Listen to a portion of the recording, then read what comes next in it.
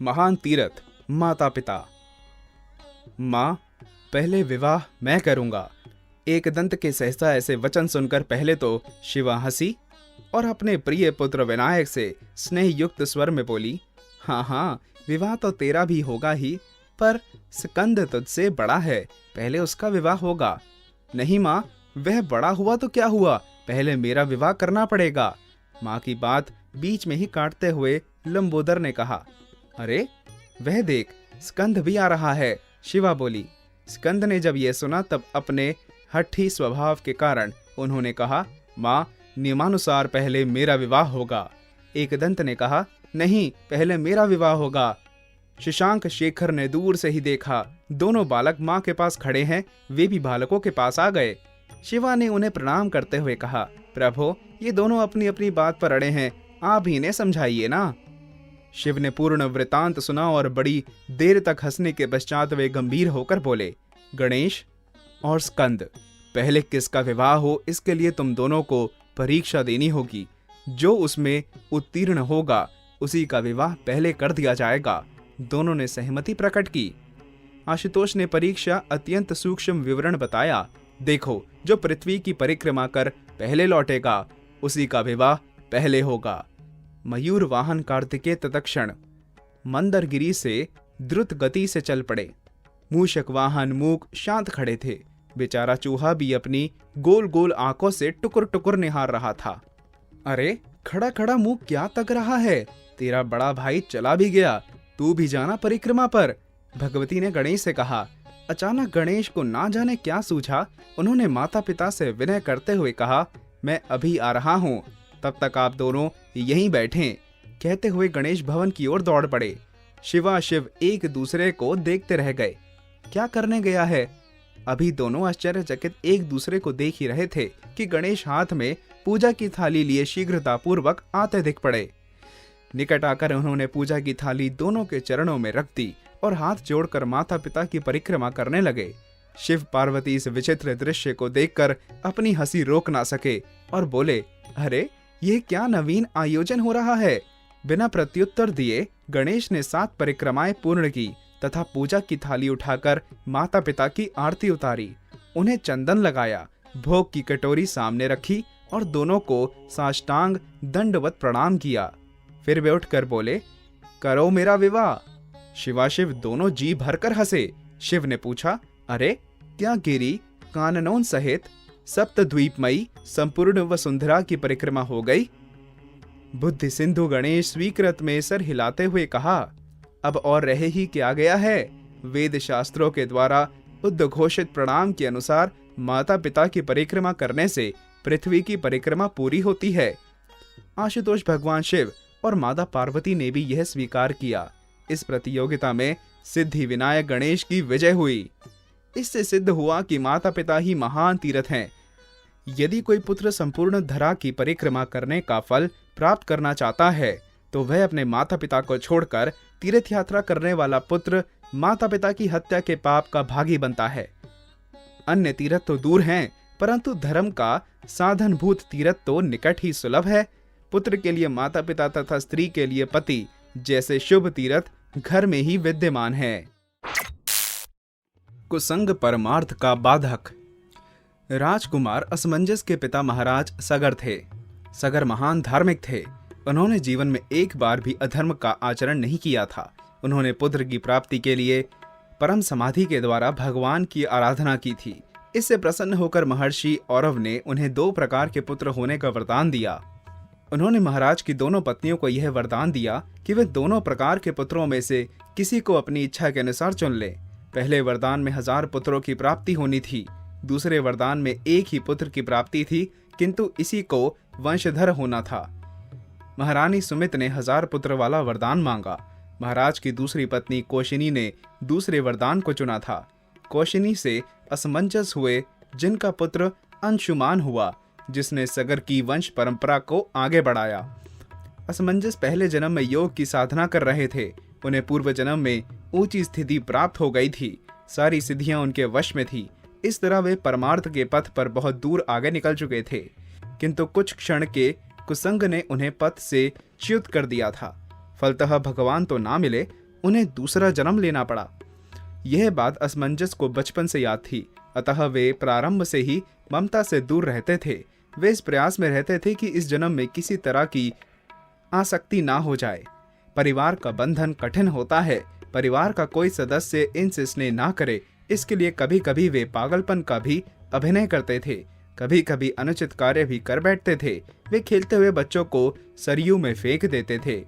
यह कितना अशोभनीय कार्य था। परिवार वाले उन्हें त्याग देते थे। इसके लिए ऐसा कर्म भी असमंजस को करना पड़ता था। इसका परिणाम यह हुआ कि सारी प्रजा और सारा परिवार असमंजस से अप्रसन्न हो गया। पिता को भी पुत्र स्नेह की तिलांजलि देनी पड़ी। सबने मिलकर उन्हें घर से निकाल बाहर कर दिया।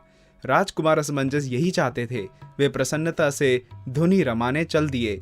योगी किसी की हत्या नहीं करता। असमंजस ने वन जाने के पहले सभी बच्चों को जीवित कर अपने पिता के चरणों में डाल दिया। बच्चे प्रसन्न थे। वे राजा का आशीर्वाद लेकर अपने अपने परिवार में मिल गए। इस अद्भुत घटना को देखकर चारों ओर विस्मय की लहर फैल गई। असमंजस पर लोगों का जो आक्रोश था वह श्रद्धा में बदल गया। पिता के पश्चाताप की कोई सीमा न थी। सब लोग असमंजस की खोज में जुट गए, लेकिन योगी को कौन पा सकता है। असमंजस भगवान में युक्त हो गए थे। मानव जीवन की यही तो सार्थकता है। दुख दर्द की मांग। महाराज रंतिदेव मनु के वंश में उत्पन्न हुए थे। इनके पिता का नाम सुकृत था। महाराज रंतिदेव में मानवता कूट कूट कर भरी हुई थी। ये प्राणी मात्र में भगवान को देखा करते थे।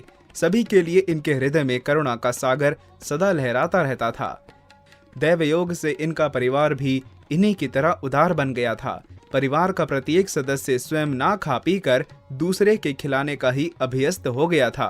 अपने दुख दर्द का उन्हें कभी ध्यान न होता था। दूसरे के दुख दर्द मिटाने से ही उन्हें संतोष होता था।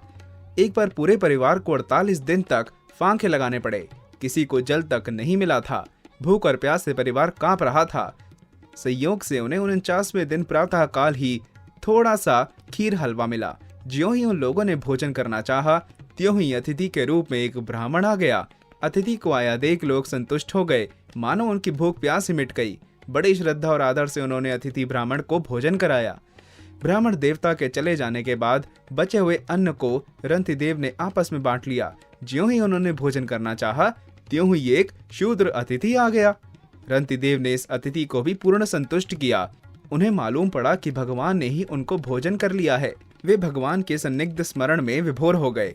शूद्र अतिथि के जाते ही वहां एक अतिथि और आ गया। उसके पास बहुत से कुत्ते थे। उसने कहा, मैं बहुत भूखा हूँ, मेरे कुत्ते भी बहुत भूखे हैं, कुछ खाने को दीजिए। रंतिदेव ने जो कुछ बचा था सब का सब उस भूखे अतिथि को दे दिया और भगवानमय कुत्तों और अतिथि को प्रेम से प्रणाम किया।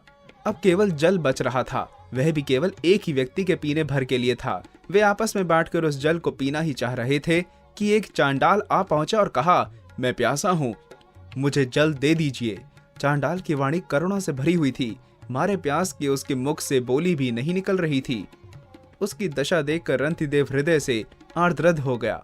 उन्होंने भगवान से प्रार्थना की कि भगवान, मुझे संपूर्ण प्राणियों के हृदय में स्थित कर दो, जिससे उनका सब दुख दर्द मैं ही झेल लूं और वे सुखी बने रहें।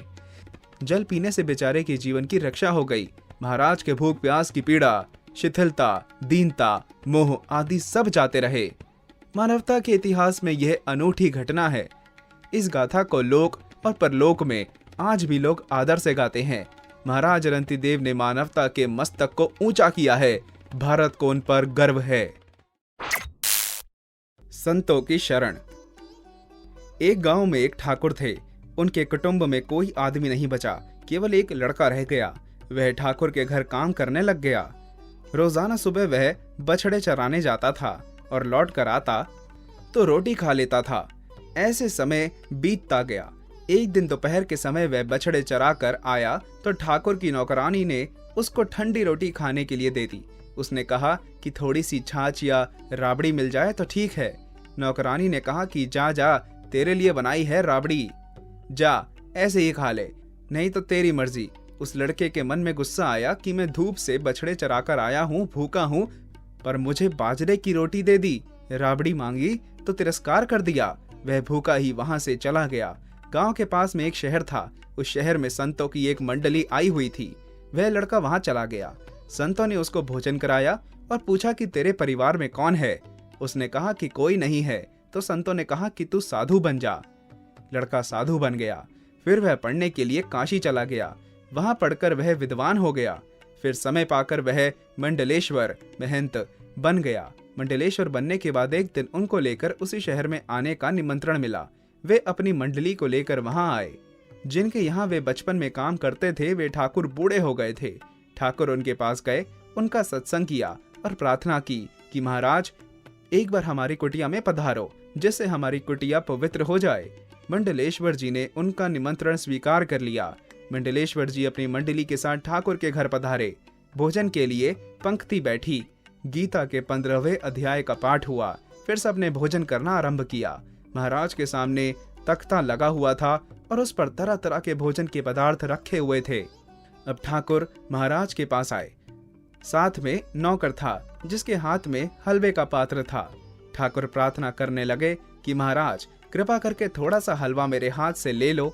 महाराज को हंसी आ गई। ठाकुर ने पूछा कि आप हंसे कैसे?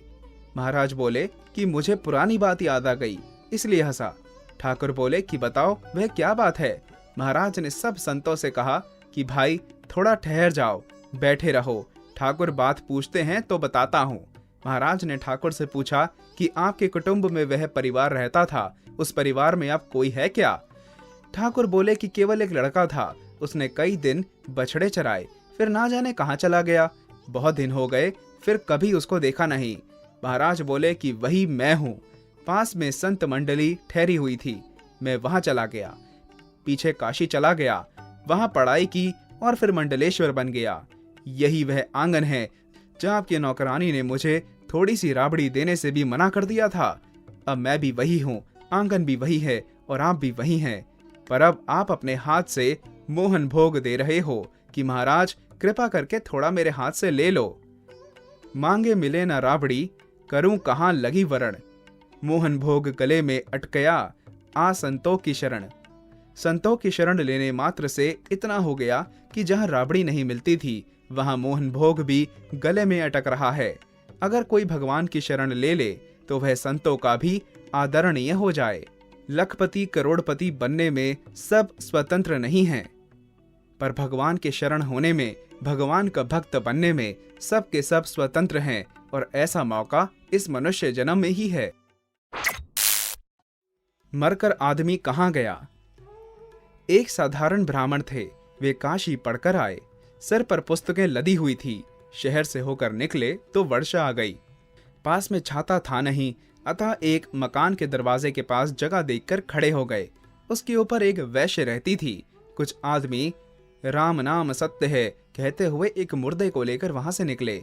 उस वैश्य ने आवाज देकर एक लड़की से कहा कि जा पता लगा कर आ कि यह स्वर्ग में गया या नरक में गया। लड़की चली गई। पंडित जी ने सुना तो वहीं ठहर गए कि ऐसी कौन सी विद्या है जिससे मरने वाले का पता लग जाए कि वह कहाँ गया। थोड़ी देर में वह लड़की आई और वैश्य से बोली कि यह तो नरक में गया। इतने में दूसरा मुर्दा आया तो वैश्य ने फिर लड़की को भेजा। लड़की ने आकर कहा कि यह तो स्वर्ग में गया। पंडित जी ने विचार किया कि मैं इतने वर्ष काशी रहा, वहां कितनी पुस्तकें पढ़ी, पर यह पता नहीं लगता कि मरने वाला कहाँ गया। यह विद्या तो मुझे सीखनी चाहिए। पंडित जी मकान के ऊपर चले गए। वैश्य ने देखा तो पहचान लिया कि यह मेरा ग्राहक तो नहीं है। उसने पूछा कि यहाँ कैसे आए? पंडित जी बोले, माताजी मैं। वैश्य बोली, मुझे माताजी मत कहो, मैं तो वैश्य हूँ।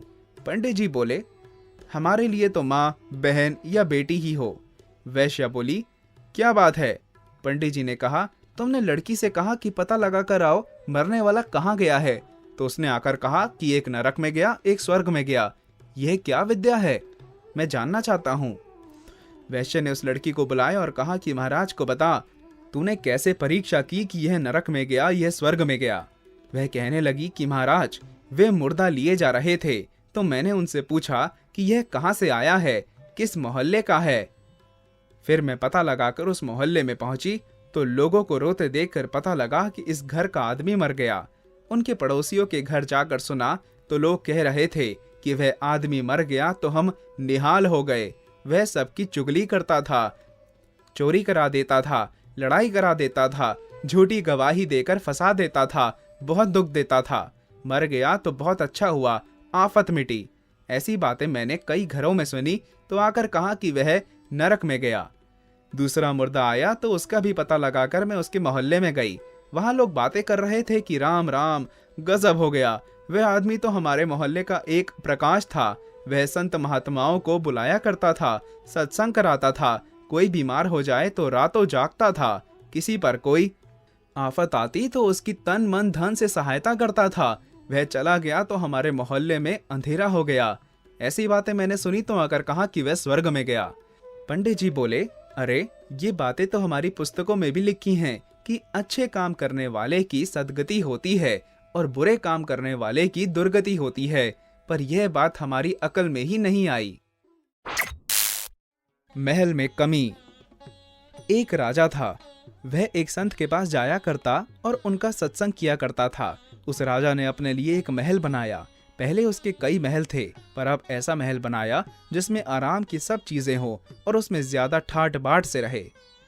राजा ने संत से कहा कि महाराज, एक दिन आप चलो, हमारी कुटिया पवित्र हो जाए। संत उसको टालते गए। राजा ने बहुत बार कहा तो एक दिन संत बोले कि अच्छा भाई चलो। राजा ने संत को महल दिखाना आरंभ किया कि यह हमारे रहने की जगह है, यह हमारे पंचायती की जगह है, यह भोजन की जगह है, यह सोच स्नान की जगह है, आदि आदि। संत चुपचाप देखते रहे, कुछ बोले नहीं।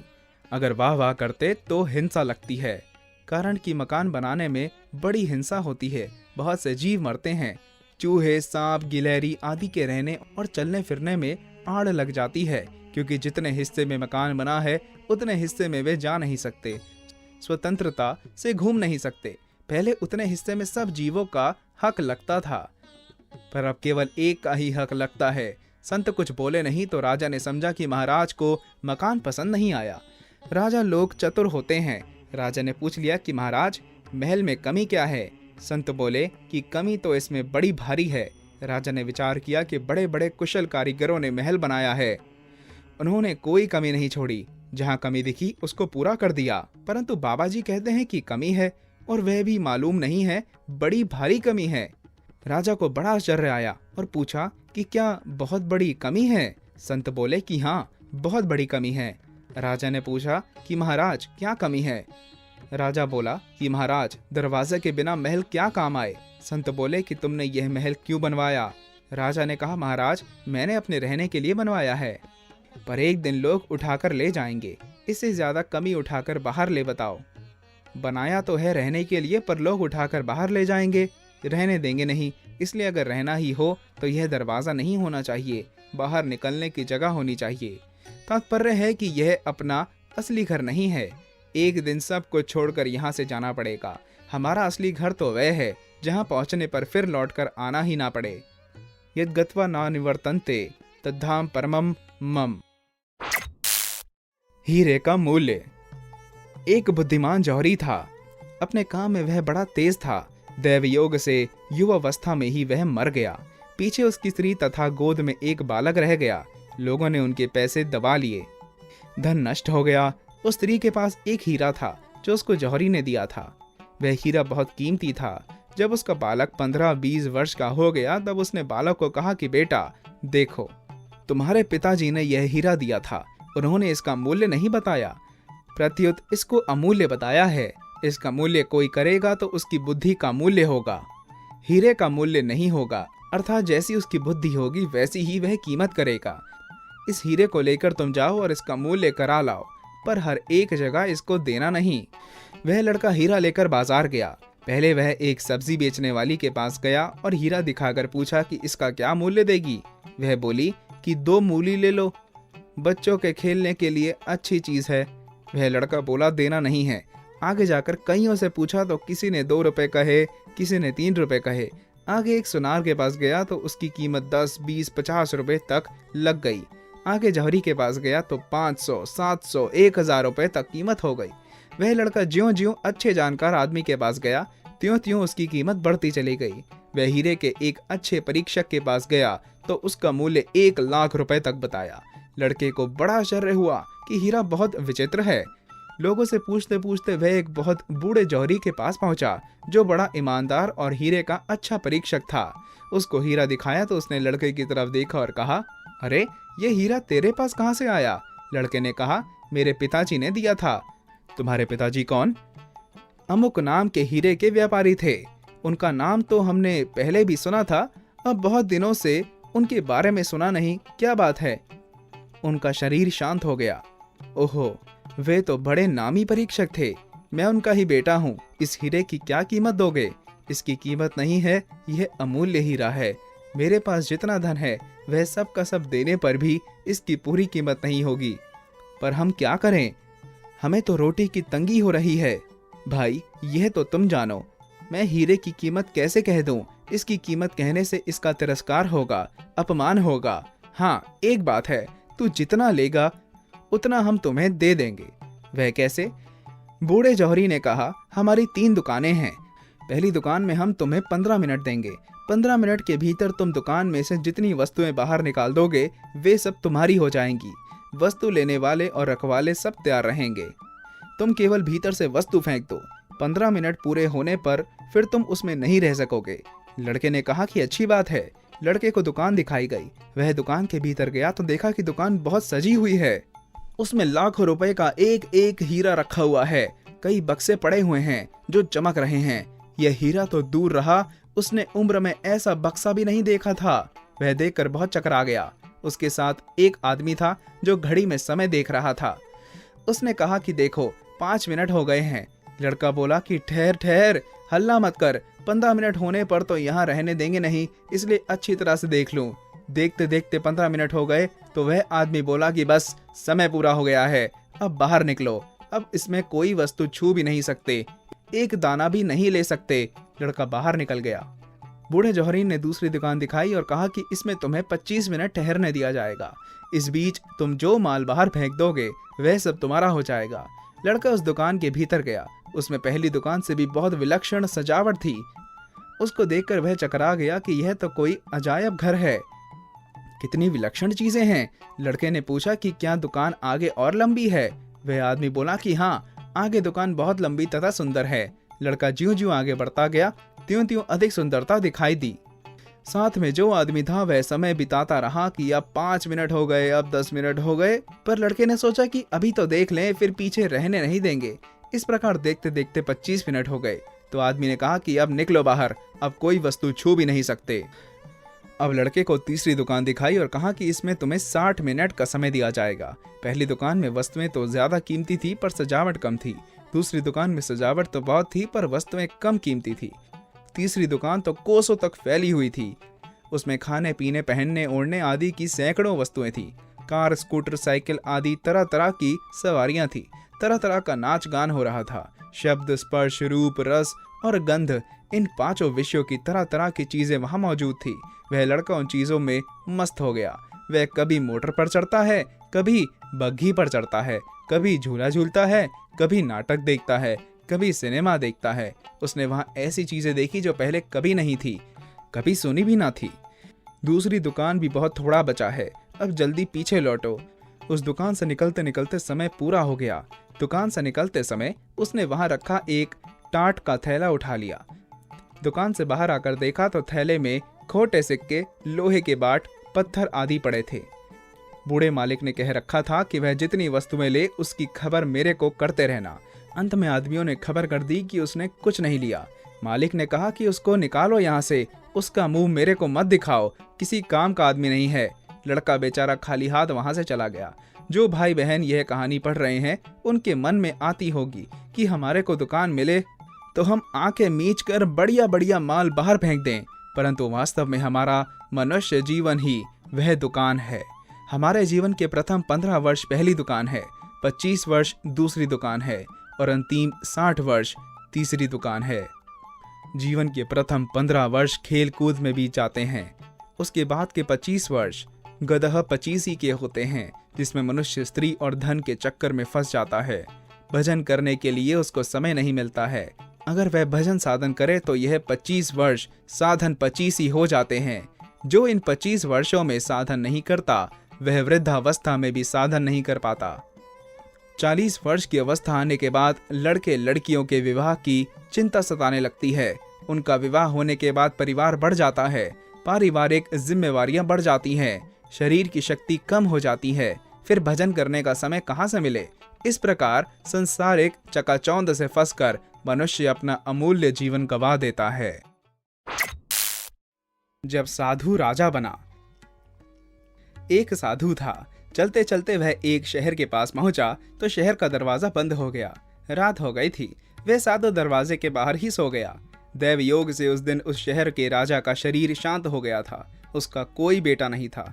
राज्य पाने के लिए कुटुंबी लड़ने लगे। एक कहता कि मेरा हक लगता है, दूसरा कहता कि मेरा हक लगता है। अंत में सबने मिलकर यह निर्णय किया कि कल सुबह दरवाजा खोलने पर जो सबसे पहले भीतर आए उसी को राज्य दे दिया जाए। ऐसा निर्णय होने से विवाद मिट गया। सुबह होते ही शहर का दरवाजा खुला तो सबसे पहले वह साधु भीतर गया। भीतर जाते ही हथनी ने चट सूंड से उठाकर बाबा जी को अपने ऊपर चढ़ा लिया। लोग जय जयकार करते हुए बाबा जी को दरबार में ले गए। बाबा जी ने पूछा कि यह क्या तमाशा है भाई। उन्होंने बाबा जी से कहा कि महाराज, हमने विचार कर लिया है कि शहर में जो सबसे पहले आ जाए उसको राज्य दे देना है। सबसे पहले आप आए इसलिए हमने आपको यहाँ का राजा बनाया है। बाबा जी ने कहा कि अच्छी बात है। बाबा जी ने नहा धोकर राजा की पोशाक पहन ली और आज्ञा दी कि एक बक्सा लाओ। जब बक्सा आया तो बाबा जी ने अपने पहले के कपड़े, तुम्बी, खड़ाऊं आदि रखकर ताला लगा दिया और चाबी अपने पास में रख ली। अब बाबा जी बढ़िया रीति से राज्य करने लगे। बाबा जी में ना तो अपनी कोई कामना थी, ना कोई चिंता थी और ना कोई भोग भी भोगना था। उन्होंने भगवान का काम समझकर खूब बढ़िया रीति से राज्य किया। फलस्वरूप राज्य की बहुत उन्नति हो गई, आमदनी बहुत ज्यादा हो गई, राज्य का खजाना भर गया, प्रजा सुखी हो गई। राज्य की समृद्धि को देखकर पड़ोस के एक राजा ने विचार किया कि बाबा जी राज्य तो करना जानते हैं पर लड़ाई करना नहीं जानते। उसने चढ़ाई कर दी। राज्य के सैनिकों ने बाबा जी को समाचार दिया कि अमुक राजा ने चढ़ाई कर दी है। बाबा जी बोले कि करने दो, हमें लड़ाई नहीं करनी है। थोड़ी देर में समाचार आया कि शत्रु की सेना नजदीक आ रही है। बाबा जी बोले कि आने दो।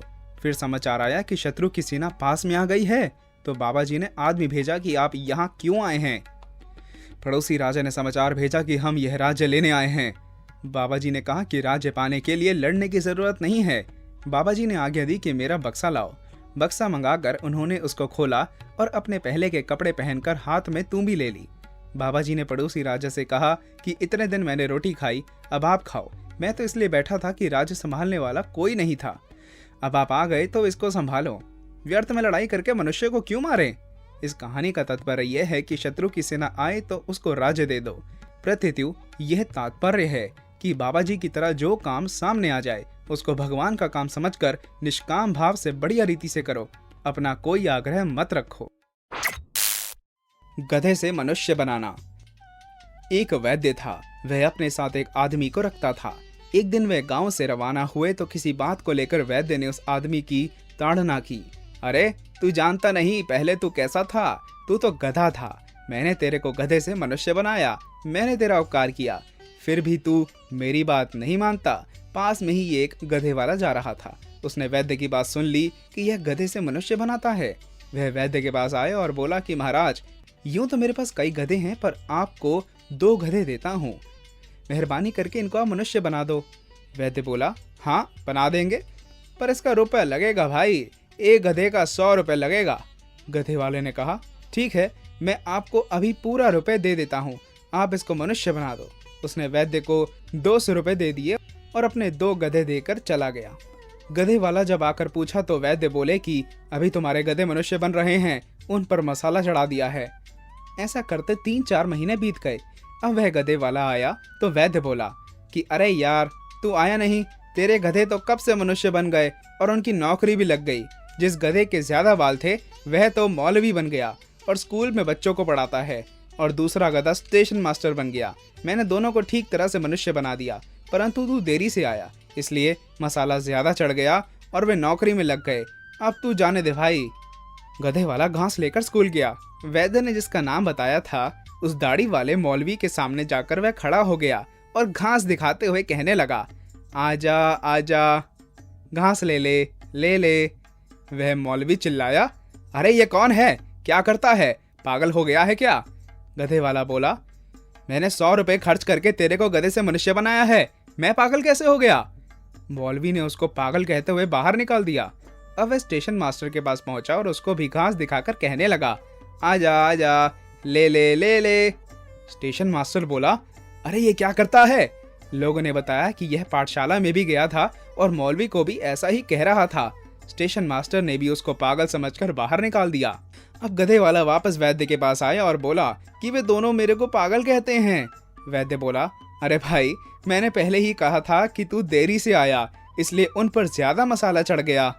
अधिक मसाला चढ़ने से अब वे कब्जे में नहीं रहे, अब मैं क्या करूं?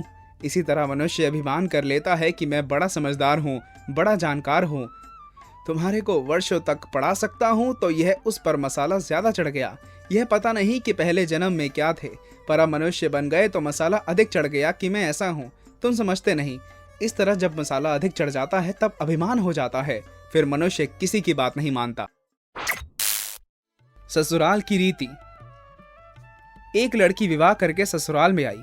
घर में एक तो उसका पति था, एक सास थी और एक दादी सास थी।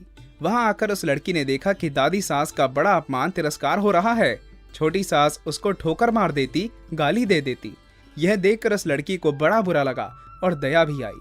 उसने विचार किया कि अगर मैं सास से कहूं कि आप अपनी सास का तिरस्कार मत किया करो, तो वह कहेंगी कि कल की छोकरी आकर मुझे उपदेश देती है, गुरु बनती है। अतः उसने अपनी सास से कुछ नहीं कहा। उसने एक उपाय सोचा। वह रोज काम धंधा करके दादी सास के पास जाकर बैठ जाती और उसके पैर दबाती। जब वह वहां ज्यादा बैठने लगी तो यह सास को सुहाया नहीं। एक दिन सास ने उससे पूछा कि बहू, वहां क्यों जा बैठी? लड़की बोली कि मेरे पिताजी ने कहा था कि जवान लड़कों के साथ तो कभी बैठना ही नहीं, जवान लड़कियों के साथ भी कभी मत बैठना। जो घर में बड़े बूढ़े हों उनके पास बैठना, उनसे शिक्षा लेना। हमारे घर में सबसे बूढ़ी यही है, और किसके पास बैठूं? मेरे पिताजी ने कहा था कि वहाँ हमारे घर के रिवाज नहीं चलेंगे, वहाँ तो तेरे ससुराल के रिवाज चलेंगे। मुझे यहाँ के रिवाज सीखने हैं, इसलिए मैं उनसे पूछती हूँ कि मेरी सास आपकी सेवा कैसे करती हैं। सास ने पूछा कि बुढ़िया ने क्या कहा? वह बोली कि दादी जी कहती हैं कि यह मुझे ठोकर नहीं मारे, गाली नहीं दे तो मैं सेवा ही मान लूं। सास बोली कि क्या तू भी ऐसा ही करेगी? वह बोली कि मैं ऐसा नहीं कहती हूँ, मेरे पिताजी ने कहा कि बड़ों से ससुराल की रीति सीखना। सास डरने लग गई कि मैं अपनी सास के साथ जो बर्ताव करूंगी वही बर्ताव मेरे साथ होने लग जाएगा। एक जगह कोने में ठीकरी इकट्ठी पड़ी थी। सास ने पूछा, बहू, ये ठीकरी क्यों इकट्ठी की है? लड़की ने कहा, आप दादाजी को ठीकरी में भोजन दिया करती हो, इसलिए मैंने पहले ही जमा कर ली है। तुम मुझे ठीकरी में भोजन कराएगी क्या? मेरे पिताजी ने कहा कि तेरे वहां की रीति चलेगी, यह रीति थोड़ी ही है, तो आप ठीकरी में क्यों देती हो? थाली कौन मांजे? थाली तो मैं मांज दूंगी, तो तू थाली में दिया कर, ठीकरी उठाकर बाहर फेंक। अब बूढ़ी माँ जी को थाली में भोजन मिलने लगा। सबको भोजन देने के बाद जो बाकी बचे वह खिचड़ी की खुरचन, कंकड़ वाली दाल माँ जी को दी जाती थी। लड़की उसको हाथ में लाकर देखने लगी। सास ने पूछा, बहू क्या देखती हो? मैं देखती हूँ कि बड़ों को भोजन कैसे दिया जाए, ऐसा भोजन देने की कोई रीति थोड़ी ही है, तो फिर आप ऐसा भोजन क्यों देती हो? पहले भोजन कौन दे? आप आज्ञा दो तो मैं दे दूंगी, तो तू पहले भोजन दे दिया कर। अच्छी बात है। अब बूढ़ी माँ जी को बढ़िया भोजन मिलने लगा। रसोई बनते ही वह लड़की ताज़ी खिचड़ी, ताज़ा फुल्का, दाल, साग ले जाकर माँ जी को दे देती। माँ जी तो मन ही मन आशीर्वाद देने लगी। माँ जी दिन भर एक खटिया में पड़ी रहती। खटिया टूटी हुई थी, उसमें से बंधनवर की तरह मूंज नीचे लटकती थी। लड़की उस खटिया को देख रही थी। सास बोली कि क्या देखती हो? देखती हूँ कि बड़ों को खाट कैसे दी जाए। ऐसी खाट थोड़े ही दी जाती है, यह तो टूट जाने से ऐसी हो गई, तो दूसरी क्यों नहीं बिछाती? तू बिछा दे दूसरी। आप आज्ञा दो तो दूसरी खाट बिछा दूं। अम्मा जी के लिए निवार की खाट लाकर बिछा दी गई। एक दिन कपड़े धोते समय वह लड़की माँ जी के कपड़े देखने लगी। कपड़े छलनी हो रहे थे। सास ने पूछा कि क्या देखती हो? देखती हूँ कि बूढ़ों को कपड़ा कैसे दिया जाए। फिर वही बात, कपड़ा ऐसे थोड़े ही दिया जाता है, यह तो पुराना होने पर ऐसा हो जाता है। फिर वही कपड़ा रहने दे क्या? तू बदल दे। अब लड़की ने माँ जी का कपड़ा, चादर, बिछौना आदि सब बदल दिया। उसकी चतुराई से बूढ़ी माँ जी का जीवन सुधर गया। अगर वह लड़की सास को कोरा उपदेश देती तो क्या वह उसकी बात मान लेती? बातों का असर नहीं पड़ता, आचरण का असर पड़ता है। इसलिए लड़कियों को चाहिए कि ऐसी बुद्धिमानी से सेवा करें और सबको राजी रखें। अब छाछ को सोच कहाँ कर है। एक राजकुमार था। उसके 5-7 मित्र घोड़ों पर घूम रहे थे। वहां बहुत सी गुजर स्त्रियां दूध, छाछ, दही आदि की बिक्री करने को जा रही थी। राजकुमार को भगवान श्री कृष्ण की याद आ गई कि वे दूध दही लूटा करते थे, तो हम भी आज वैसा ही करें। एक तमाशा कर लें, फिर उनको दाम दे देंगे। राजकुमार और उसके साथियों ने उनके मटके फोड़ दिए। गुजरियां बेचारी रोने लगी। उनमें से एक गुजरी ऐसी थी जिसका मटका फूट गया, छाछ बिखर गई, फिर भी वह हंस रही थी। राजकुमार ने उससे पूछा कि तू रोई नहीं, क्या बात है? उसने कहा कि महाराज, मेरी बात बहुत लंबी है, मैं छाछ गिरने का क्या शौक करूं? राजकुमार ने उसे कहा कि अपनी बात सुनाओ। वह कहने लगी, मैं अमुक शहर के एक सेठ की पत्नी थी और मेरी गोद में एक बालक था। वे सेठ कमाने के लिए दूसरे देश में चले गए। वहाँ के राजा की नीयत खराब थी। मेरी छोटी अवस्था थी और सुंदर रूप था। राजा ने मेरे पर खराब दृष्टि कर ली और कहा कि अमुक दिन तेरे को आकर मिलना ही पड़ेगा। तुम कब आओगी, जवाब दो। मैंने कहा कि अभी ठहरो। मैंने अपने पति को पत्र भेजा कि जल्दी आओ, मेरे पर ऐसी आफत आई है। पति आ गया, उससे सारी बात कही और आपस में सलाह की कि क्या किया जाए। सेठ ने कहा, तुम राजा को समय दे दो। मैंने राजा के पास समाचार भेज दिया कि आप शहर के बाहर अमुक जगह रात में आ जाओ, पर शर्त यह है कि उस स्थान के मील भर नजदीक में कोई अन्य व्यक्ति न रहे। राजा ने स्वीकार कर लिया। हम दोनों पति पत्नी घर से निकल गए, कारण कि यहाँ टिक नहीं सकेंगे। मैं रात्रि में वहां तलवार लेकर गई। पति को एक टूटे फूटे मकान खंडर में छिपने के लिए कह दिया। जब राजा आया तो मैंने तलवार से उसको मार दिया और भागकर पति के पास गई। वहां जाने पर मैंने पति को मरा हुआ पाया। उसको जहरीले सांप ने काट लिया था। फिर तो मैं अकेली वहां से भागी कि अगर पकड़ी गई तो लोग मुझे मार देंगे। लड़का पीछे छूट गया। आगे भागते हुए जंगल आ गया तो वहां डाकू मिल गए। उन लोगों ने मुझे पकड़ लिया, मेरे सब गहने छीन लिए और वैश्य के घर ले जाकर बिक्री कर दिया। अब मैं वहां रहने लगी। उधर दूसरा राजा बैठा तो उसने मेरे लड़के को पाल कर बड़ा किया। मेरा लड़का वहीं राज्य में नौकरी करने लगा। इधर वेश्याओं के संग के प्रभाव से मैं भी वैश्या हो गई। एक बार वह लड़का मेरे यहाँ आया और रात भर रहा। मुझे वहम हो गया कि यह कौन है। सुबह होते ही पूछा तो उसने अपना नाम पता बताया। तब पता लगा कि अरे, यह तो मेरा ही बेटा है। मुझे बड़ी ग्लानि, बड़ा दुख हुआ कि मैं क्या थी और कुसंग के प्रभाव से क्या हो गई। पंडितों से पूछा कि ऐसा पाप किसी से हो जाए तो क्या करे। उन्होंने बताया कि चिता जलाकर आग में बैठ जाए। विचार आया कि चिता में बैठ जाऊंगी तो पीछे से गंगा जी में फूल कौन डालेगा, इसलिए गंगा के किनारे लकड़ियां इकट्ठी करके बैठ गई और आग लगा दी। लकड़ियां जलने लगी। इतने में पीछे से बाढ़ आ गई। आग बुझ गई और एक लकड़ी पर बैठ बैठ एक गांव के किनारे पहुंच गई। उस गांव में गुजर बसते थे। अब वहां उनकी चीज बिक्री करके काम चलाती हूँ। आज छाछ लेकर आई थी, छाछ गिर गई तो अब इसकी चिंता क्या करूं। हतवान नृपम पतिम वेक्ष्य भुजम्बग दष्टम देशांतरे विधि विषाद गणिकाम चयाता पुत्रम प्रति संधिगम में चिंता प्रविष्टा शोचामी गोप गृहिणी कथ मध्य तक्रम नृपमार चली अपने पिव पै पिव भुजंग डसियो जो गयो मर है मग चोर मिले उन लूट लई पुनी बेच दई गनी का घर है।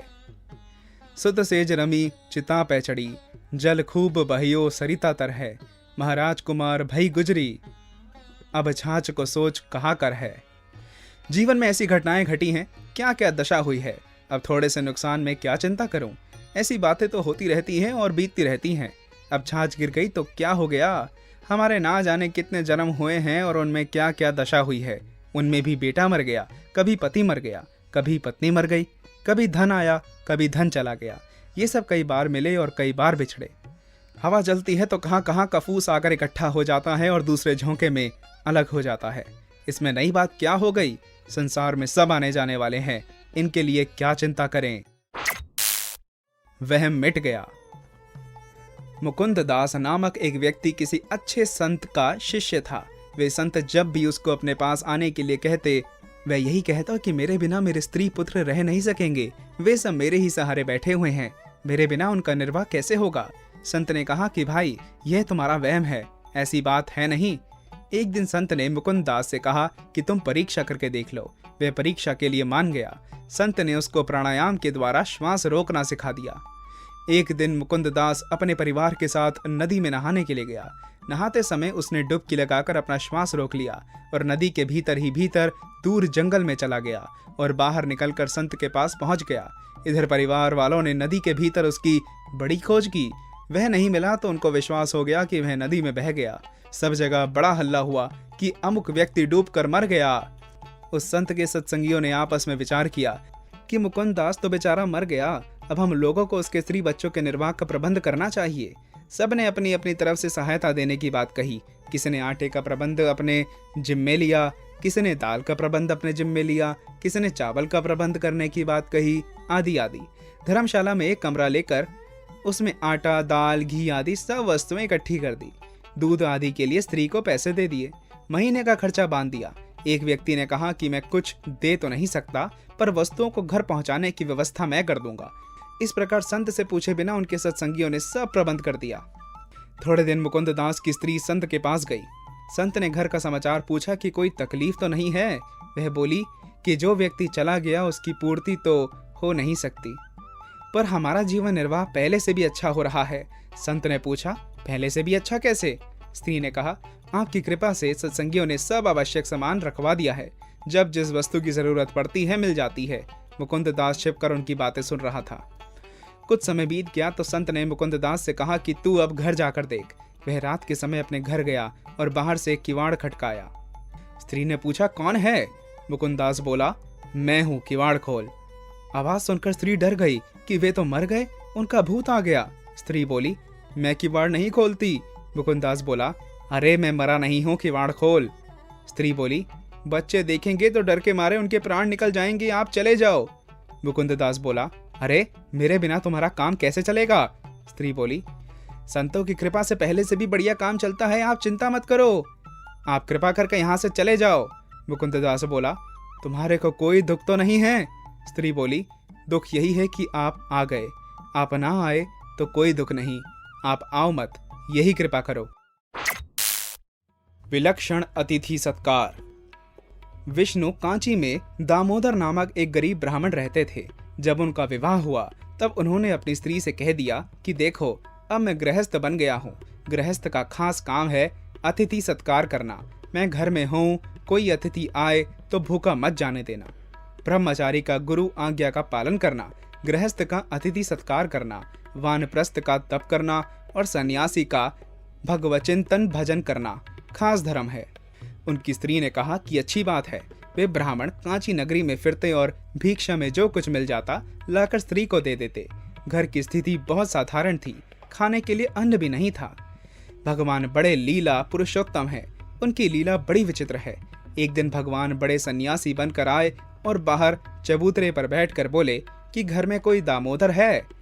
ब्राह्मण ने सुना तो बाहर आकर प्रणाम किया। सन्यासी बोले कि आज मन में आ गई कि तुम्हारे यहाँ भोजन करो। ब्राह्मण बोला कि बड़ी अच्छी बात है, आनंद की बात है। वह बूढ़े सन्यासी को भीतर ले गया और उनको बैठाया। दैव योग से उस दिन ब्राह्मण को गांव से भिक्षा मिली ही नहीं थी। उसने सोचा कि अब क्या करें, खुद तो भूखे भी रह जाएं, पर महाराज को भूखा कैसे रखें। घर में कोई संपत्ति थी नहीं, केवल फटे पुराने कपड़े और बर्तन, गोपी चंदन, टूटी हुई चटाई, यह घर की सामग्री थी। ब्राह्मण ने अपनी स्त्री से कहा कि आज तो बड़ा गजब हो जाएगा, अतिथि भूखा रह जाएगा। स्त्री बोली कि आप घबराते क्यों हो, मैं बैठी हूं ना। ब्राह्मण बोला कि क्या तेरे पास कोई गहना है? वह बोली, गहना कहाँ है, कपड़े भी फटे पुराने हैं। ब्राह्मण बोला, तो फिर अतिथि का सत्कार कैसे करेंगे? स्त्री बोली, आप नाई के घर से कतरनी कैंची ले आओ। ब्राह्मण कतरनी ले आया। स्त्री ने अपने सर के केश बांध लिए, कटे हुए केशों की रस्सी बनाई और ब्राह्मण को देकर बोली कि इसको बेच आओ। ब्राह्मण उसको बाजार लेकर गया और बेचने पर थोड़े से पैसे मिले, उनसे थोड़े चावल और दाल ले आया। स्त्री ने दाल चावल बना दिए। सन्यासी को कहा कि महाराज रसोई तैयार है, भोजन करो। महाराज बैठ गए। ब्राह्मण केले का पत्ता ले आया और उस पर भोजन परोस दिया। महाराज पाने लगे। उन्होंने पत्तल में एक दाना भी नहीं छोड़ा। ब्राह्मण ने कहा, महाराज और लो। वे बोले, हाँ हाँ और ले आ। ब्राह्मण ने बचा हुआ सारा भोजन परोस दिया। महाराज ने सब पा लिया और बोले कि बस अब तृप्ति हो गई। फिर बोले कि भाई, बूढ़ा शरीर है, कहाँ जाएगा, अभी तो हम यहाँ ही रहेंगे। ब्राह्मण ने कहा कि हाँ महाराज, आप यहीं विराजें। महाराज दिन भर वहीं रहे। साय हुई तो बोले बस दाल चावल बना लेना, ज्यादा वस्तु की जरूरत नहीं। ब्राह्मण बोला कि ठीक है महाराज। ब्राह्मण की स्त्री ने सर के बाकी केश भी काट दिए और उनको बेचकर महाराज के लिए दाल चावल बना दिए। महाराज ने पूरे दाल चावल खा लिए, उसमें से कुछ भी नहीं छोड़ा। फिर महाराज बोले कि रात को हम कहाँ जाएंगे, हमारा कोई मकान तो है नहीं, बूढ़ा शरीर है, आज हम यहीं रहेंगे। ब्राह्मण बोला कि हाँ महाराज, आप यहीं विराजें।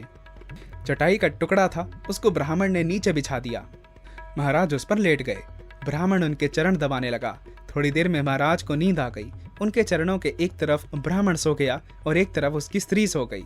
जब वे दोनों सो गए तब बाबा जी जाग बैठे। उन्होंने आशीर्वाद दिया कि तुम्हारे केश ठीक हो जाएं, बढ़िया कपड़े हो जाएं, गहने हो जाएं, धन धान्य से भंडार भर जाए, आदि आदि। फिर वे अंतर्ध्यान हो गए। स्त्री की नींद खुली तो देखा कि हाथों में गहने हैं, सुंदर वस्त्र हैं, सिर पर केश भी हैं। उसको बड़ा आश्चर्य हुआ कि यह क्या कौतुक है। उसने पति को जगाया। ब्राह्मण ने उठकर देखा कि बाबा जी नहीं हैं, तो बाहर भागा कि बाबा जी कहाँ गए, बूढ़ा शरीर है, कैसे गए होंगे। स्त्री ने कहा कि आप देखें तो सही, अपनी तरफ देखो, घर की तरफ देखो। ब्राह्मण ने देखा तो अब वे रोने लगे कि महाराज, हमने आपको पहचाना नहीं, हमारे से आपकी सेवा में कितनी त्रुटि हो गई, हम अनजान थे महाराज, हमें क्षमा करो। भगवान प्रकट हो गए और दोनों से बोले कि तुम्हारे भोजन से मैं बहुत तृप्त हुआ, अब तुम खूब अतिथि सत्कार करो, फिर अंत में तुम दोनों मेरे धाम में आ जाओगे। विलक्षण साधना। शबरी भगवान की परम भक्त थी। पहले वह शबर जाति की एक भोली भाली लड़की थी। शबर जाति के लोग कुरूप होते थे, परंतु शबरी इतनी कुरूप थी कि शबर जाति के लोग भी उसको स्वीकार नहीं करते थे। माँ बाप को बड़ी चिंता होने लगी कि लड़की का विवाह कहाँ करे। ढूंढते ढूंढते आखिर उनको शबर जाति का लड़का मिल गया। माँ बाप ने रात में शबरी का विवाह करके उसको रात में ही विदा कर दिया। लड़के को कह दिया कि भैया, तुम रात रात में ही अपनी स्त्री को ले जाओ। लड़का उसको लेकर रवाना हो गया। आगे आगे लड़का चल रहा था, पीछे पीछे शबरी चल रही थी। चलते चलते वे दंड कवन में आ पहुंचे। वहां सूर्योदय हो गया। लड़के के मन में आया कि देखूं तो सही मेरी स्त्री कैसी है। उसने पीछे मुड़कर शबरी को देखा तो उसकी कुरूपता देखकर वह डर के मारे वहां से भाग गया कि यह तो कोई डाकण है, मेरे को खा जाएगी। अब शबरी बेचारी दंडक वन में अकेली रह गई। वह पीहर से तो आ गई और ससुराल का पता नहीं, अब वह कहाँ जाए। दंडक वन में रहने वाले ऋषि शबरी को अछूत मानकर उसका तिरस्कार करने लगे। वहां मतंग नाम के एक वृद्धि ऋषि रहते थे। उन्होंने शबरी को देखा तो उस पर दया आ गई। उन्होंने कृपा करके उसको अपने आश्रम में शरण दे दी। दूसरे ऋषियों ने इसका बड़ा विरोध किया कि आपने अछूत जाति की स्त्री को अपने पास रख लिया, परंतु मतंग ऋषि ने उसकी बात मानी नहीं। उन्होंने बड़े स्नेहपूर्वक शबरी से कहा कि बेटा, तुम डरो मत, घबराओ मत, मेरे पास रह जाओ। जैसे कोई माँ बाप के पास रहे, ऐसे शबरी खुशी से वहां रहने लग गई। शबरी को सेवा करने में बड़ा आनंद आता था। सब ऋषि मुनि शबरी का तिरस्कार किया करते थे, इसलिए वह छिपकर डरते डरते उनकी सेवा किया करते थे। रात में जब सब सो जाते थे, तब जिस रास्ते से ऋषि लोग स्नान के लिए पंपा सरोवर जाते थे, वह रास्ता बुहार कर साफ कर देती। जहां कंकड़ होते वहां बालू बिछा देती। ऋषियों के लिए ईंधन लाकर रख देती। अगर कोई देख लेता तो वहां से भाग जाती। वह डरती थी कि अगर मेरी छाया ऋषियों पर पड़ जाएगी तो वे अशुद्ध हो जाएंगे। इस प्रकार ऋषि मुनियों की सेवा में उसका समय बीतता गया। आखिर एक दिन वह समय आ पहुंचा जो सबके लिए अनिवार्य है। मतंग ऋषि का शरीर छूटने का समय आ गया। जैसे माँ बाप के मरते समय बालक रोता है, ऐसे शबरी भी रोने लग गई। रोने के सिवाय वह और कर क्या सकती थी। हाथ की बात थी नहीं। मतंग ऋषि ने कहा कि बेटा, तुम चिंता मत करो, एक दिन तेरे पास भगवान राम आएंगे। मतंग ऋषि शरीर छोड़कर चले गए। अब शबरी भगवान राम के आने की प्रतीक्षा करने लगी।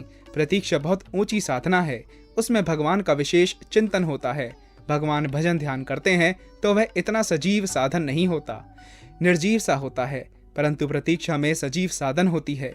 रात में किसी जानवर के चलने से पत्तों की खड़खड़ाहट भी होती है, तो शबरी बाहर आकर देखती कि कहीं राम तो नहीं आए। वह प्रतिदिन कुटिया के बाहर पुष्प बिछाती और तरह तरह के फल लाकर रखती। फलों में भी चख कर बढ़िया बढ़िया फल राम जी के लिए रखती। राम जी नहीं आते तो दूसरे दिन फिर राम जी के लिए रखती। राम जी नहीं आते तो दिन भर फिर ताज़े फल लाकर रखती। उसके मन में बड़ा उत्साह था कि राम जी आएंगे तो उनको भोजन कराऊंगी। प्रतीक्षा करते करते एक दिन शबरी की साधना पूर्ण हो गई। मुनि के वचन सत्य हो गए। भगवान राम शबरी की कुटिया में पधारे। सबरी देखी राम ग्रह आए, मुनि के वचन समुझीजिए भाए। दूसरे बड़े बड़े ऋषि मुनि प्रार्थना करते हैं कि महाराज हमारी कुटिया में पधारो, पर भगवान कहते हैं कि नहीं, हम तो शबरी की कुटिया में जाएंगे। मोटा मोटा मुनि ना आश्रम मुखी ने, सबरी ने घेर जाए छेरे, वालो भगदी तड़े वश थाए छेरे। जैसे शबरी के हृदय में भगवान से मिलने की उत्कंठा लगी है, ऐसे ही भगवान के मन में भी शबरी से मिलने की उत्कंठा लगी है। भगवान का स्वभाव है कि जो उनको जैसे भजता है वे भी उसको वैसे ही भजते हैं। ये यथा प्रपद्यन्ते तास्तथैव भजाम्यम। शबरी के आनंद की सीमा नहीं रही। वह भगवान के चरण धोए, फिर आसन बिछाकर उनको बैठाया, फल लाकर भगवान के सामने रखे और प्रेम पूर्वक उनको खिलाने लगी। शबरी पुराने जमाने की लंबी स्त्री थी। राम जी बालक की तरह छोटे थे। जैसे माँ बालक को भोजन कराए, ऐसे शबरी प्यार से राम जी को फल खिलाने लगी और राम जी बड़े प्यार से उनको खाने लगे। कंदमूल सरसु अति दिए राम कहूँ आनी, प्रेम सहित प्रभु खाए बारंबार बखानी। हल्ला मत करो। एक राजा का बोध तत्व ज्ञान हो गया। उसने राज दरबार में अपने मंत्रियों से पूछा कि किसी को कोई दुर्लभ वस्तु मिल जाए तो वह क्या करे। किसी मंत्री ने कहा कि उसको छिपाकर रखना चाहिए, किसी ने कहा कि उसको सुरक्षित रखना चाहिए, किसी ने कहा कि तिजोरी में बंद कर देना चाहिए, आदि आदि। राजा को किसी मंत्री के उत्तर पर संतोष नहीं हुआ। उसने अपने राज्य में ढिंढोरा पिटवाया कि कोई जानता हो मेरी इस बात का उत्तर दे। राजा के अनेक व्यक्ति आए और उन्होंने अपनी अपनी बात राजा के सामने रखी, पर राजा को संतोषजनक उत्तर नहीं मिला। उसके राज्य में एक बनिया रहता था, उसको भी बोध हो चुका था। उसने राजपुरुषों के द्वारा राजा को कहलवाया कि किसी को कोई दुर्लभ वस्तु मिल जाए तो वह हल्ला नहीं करे, चुप रहे। राजा ने यह बात सुनी तो उसको बड़ा संतोष हुआ कि बनिया बात ठीक कहता है। राजा ने कहा कि हम खुद उससे मिलने जाएंगे। बनिए के पास समाचार पहुंचा कि अमुक समय राजा आपसे मिलने के लिए पधार रहे हैं। नियत समय पर राजा बनिए के घर पहुंचा। साधारण घर था। बनिए ने राजा के बैठने के लिए बोरा बिछा दिया। राजा ने बनिए से बातचीत की। फिर राजा ने बनिए से कहा कि तुम कुछ भी मांगो, मैं देने को तैयार हूँ। बनिए ने कहा, अब आगे से बिना बुलाए आप आना मत और मिलने के लिए मुझे बुलाना मत। राजा ने सोचा था कि अधिक से अधिक यह राज्य मांग लेगा, इससे अधिक और क्या मांगेगा। पर जब बनिए के मुख से यह बात सुनी तो राजा को बड़ा आश्चर्य हुआ। राजा ने कहा कि आपकी बात का तात्पर्य मैं समझा नहीं। बनिए ने कहा, महाराज, मैंने आपको मुझसे मिलने या मुझे बुलाने के लिए मना किया है, पर मैं आपसे नहीं मिलूंगा ऐसा नहीं कहा है। आपके लिए मना इसलिए किया कि लोगों में प्रचार हो जाएगा कि इनकी राजा से जान पहचान है, इसलिए लोग मुझे तंग करेंगे। कोई कहेगा कि मेरा अमुक काम करवा दो, कोई कहेगा कि राजा से कहकर मेरी नौकरी लगवा दो, कोई कहेगा कि मेरी सज़ा माफ़ करवा दो। तो एक नई आफत पैदा हो जाएगी। इसलिए आप ना तो आएँ ना मुझे बुलाएं, पर मैं जब चाहूँगा आपसे मिल लूँगा। मेरे मिलने की मैंने मना ही नहीं की। वास्तव में अब ना आपको मुझसे मिलने की ज़रूरत रही, ना मुझे आपसे मिलने की ज़रूरत रही। जगत की प्रीत। एक संत के पास एक व्यक्ति सत्संग के लिए आया करता था। उस व्यक्ति का विवाह हो गया तो उसका सत्संग में आना कम हो गया। जब संतान हो गई तो सत्संग में आना बहुत कम हो गया। संत ने उससे कहा कि तू कुछ दिनों के लिए मेरे पास आ और सत्संग कर। वह बोला कि मेरी स्त्री का मुझसे बड़ा प्यार है, वह मेरे बिना नहीं रह सकती, मैं कैसे आऊं? संत बोले कि यह तेरा वहम है, ऐसी बात है नहीं। वह व्यक्ति माना नहीं तो संत ने कहा कि तुझे मेरी बात पर विश्वास नहीं होता तो तू परीक्षा करके देख ले। वह व्यक्ति इसके लिए तैयार हो गया। संत ने उसको प्राणायाम के द्वारा श्वास रोकना सिखा दिया और सब बात समझा दी। एक दिन सुबह के समय उस व्यक्ति ने अपनी स्त्री से कहा कि आज खीर और लड्डू बनाओ, आज हम सब खीर और लड्डू खाएंगे। स्त्री ने बढ़िया खीर और लड्डू बना दिए। थोड़ी देर में वह व्यक्ति बोला कि मेरे पेट में पीड़ा हो रही है। स्त्री ने कहा कि आप लेट जाओ। वह पलंग पर लेट गया। थोड़ी देर लेटने के बाद उसने प्राणायाम के द्वारा अपने श्वास ऊपर चढ़ा लिए। स्त्री ने देखा कि पति का शरीर शांत हो गया। अब क्या करे? उसने विचार किया कि खीर और लड्डू बने पड़े हैं। लड्डू तो कई दिन तक रह जाएंगे, पर खीर खराब हो जाएगी। अगर मैं अभी रोना चिल्लाना शुरू कर दूंगी तो पड़ोसी लोग इकट्ठे हो जाएंगे, फिर खीर यूं ही रह जाएगी। उसने दरवाजा बंद कर दिया और बच्चों को साथ लेकर जल्दी जल्दी खीर खा ली। लड्डू डिब्बे में बंद करके रख दिए। फिर उसने दरवाजा खोल दिया और पति के पास बैठकर रोने लगी। रोते हुए बोली, साईं स्वर्ग पधारया, कुछ मैनम वी आखो। पतिदेव स्वर्ग पधार गए, कुछ मेरे से तो बोलो। इतने में वह व्यक्ति भी उठ बैठा और बोला, खीर लबालब पा गई, कुछ पिन्नी भी चखो। खीर तो लबालब पी ली, अब कुछ लड्डू भी चख लो। बोला तो मरा। एक राजा था, उसकी कोई संतान नहीं थी। एक बार नगर में एक अच्छे संत आए। राजा उनके पास गया और संतान के लिए प्रार्थना की। संत ने कहा कि राजन, तुम्हारे प्रारब्ध में संतान लिखी नहीं है, इस विषय में कुछ नहीं कर सकता।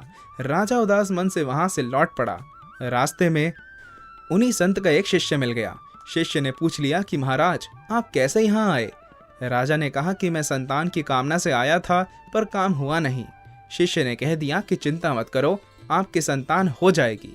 राजा प्रसन्न होकर महल में लौट आया। इधर गुरुजी को मालूम हुआ तो वह शिष्य पर बड़े नाराज हुए कि राजा के भाग्य में संतान का योग नहीं था, तुमने संतान होने की बात क्यों कह दी?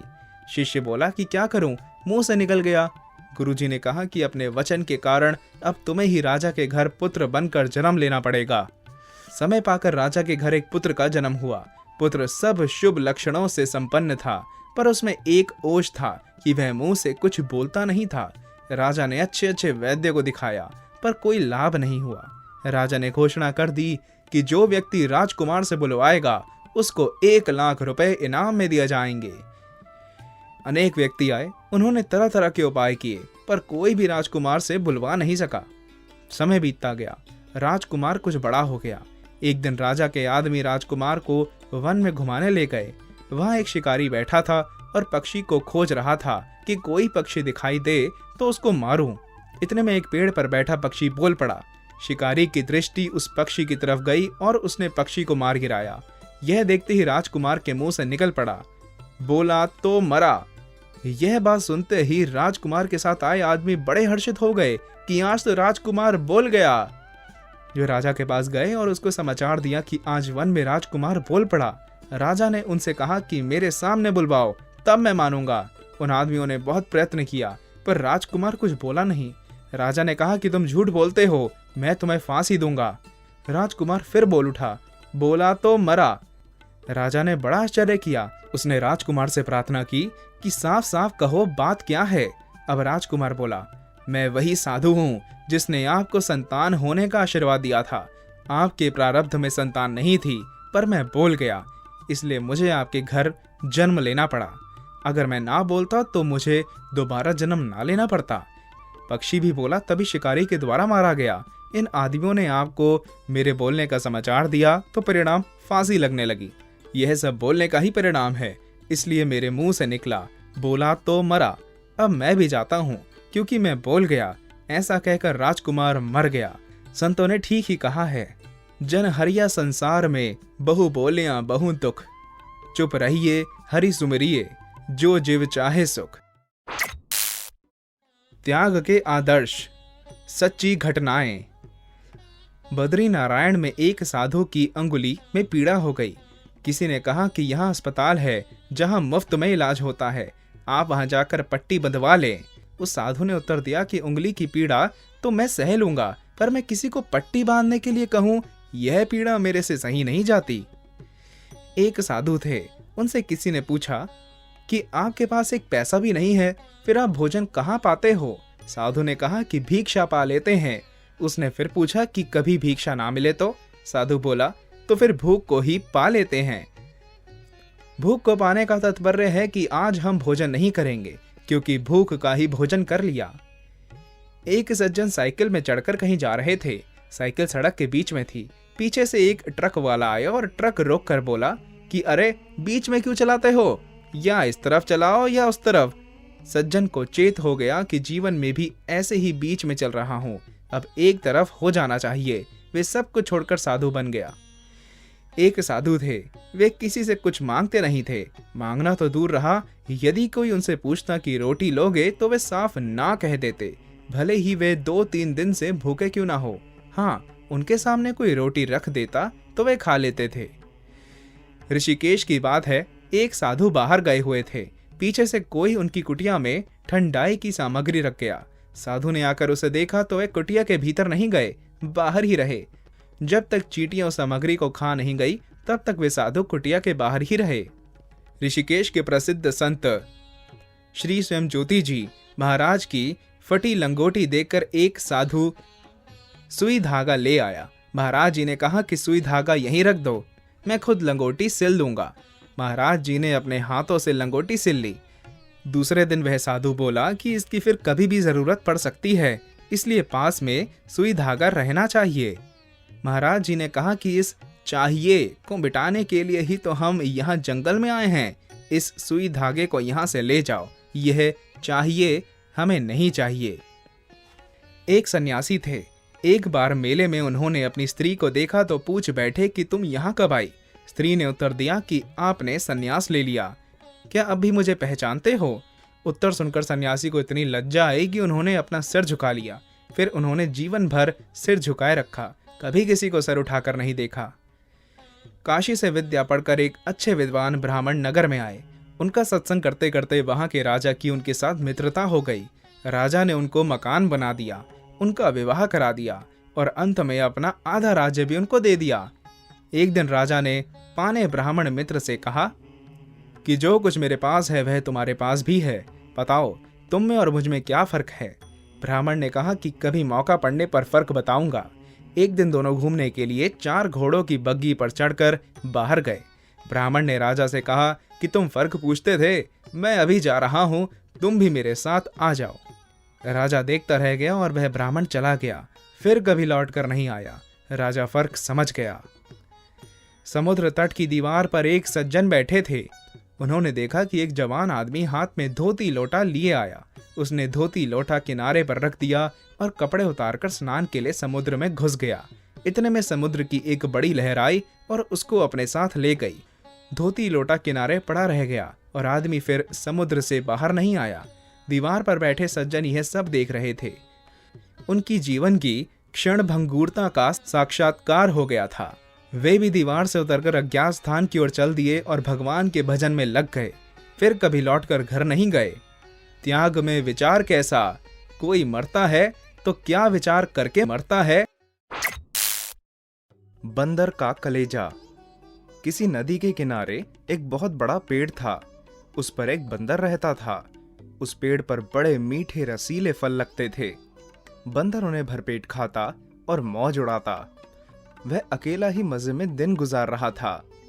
एक दिन एक मगर नदी से निकलकर पेड़ के तले आया जिस पर बंदर रहता था। पेड़ पर से बंदर ने पूछा, तू कौन है भाई? मगर ने ऊपर की ओर देखकर कहा, मैं मगर हूं, बड़ी दूर से आया हूं, खाने की तलाश में यूं ही घूम रहा हूं। बंदर ने कहा, यहां पर खाने की कोई कमी नहीं है, इस पेड़ पर ढेरों फल लगते हैं, चख कर देखो, अच्छे लगे तो और दूंगा, जितने जी चाहे खाओ। यह कहकर बंदर ने कुछ फल तोड़कर मगर की ओर फेंक दिए। मगर ने उन्हें चख कर कहा, वाह, ये तो फल बड़े मजेदार फल हैं। बंदर ने और भी ढेर से फल गिरा दिए। मगर उन्हें भी चट कर गया और बोला, क्यों नहीं, तुम मेरे मेहमान हो, रोज आओ और जितने जी चाहे खाओ। मगर अगले दिन आने का वायदा करके चला गया। दूसरे दिन मगर फिर आया। उसने भरपेट खाया और बंदर के साथ गपशप करता रहा। बंदर अकेला था, एक दोस्त पाकर बहुत खुश हुआ। अब तो मगर रोज आने लगा।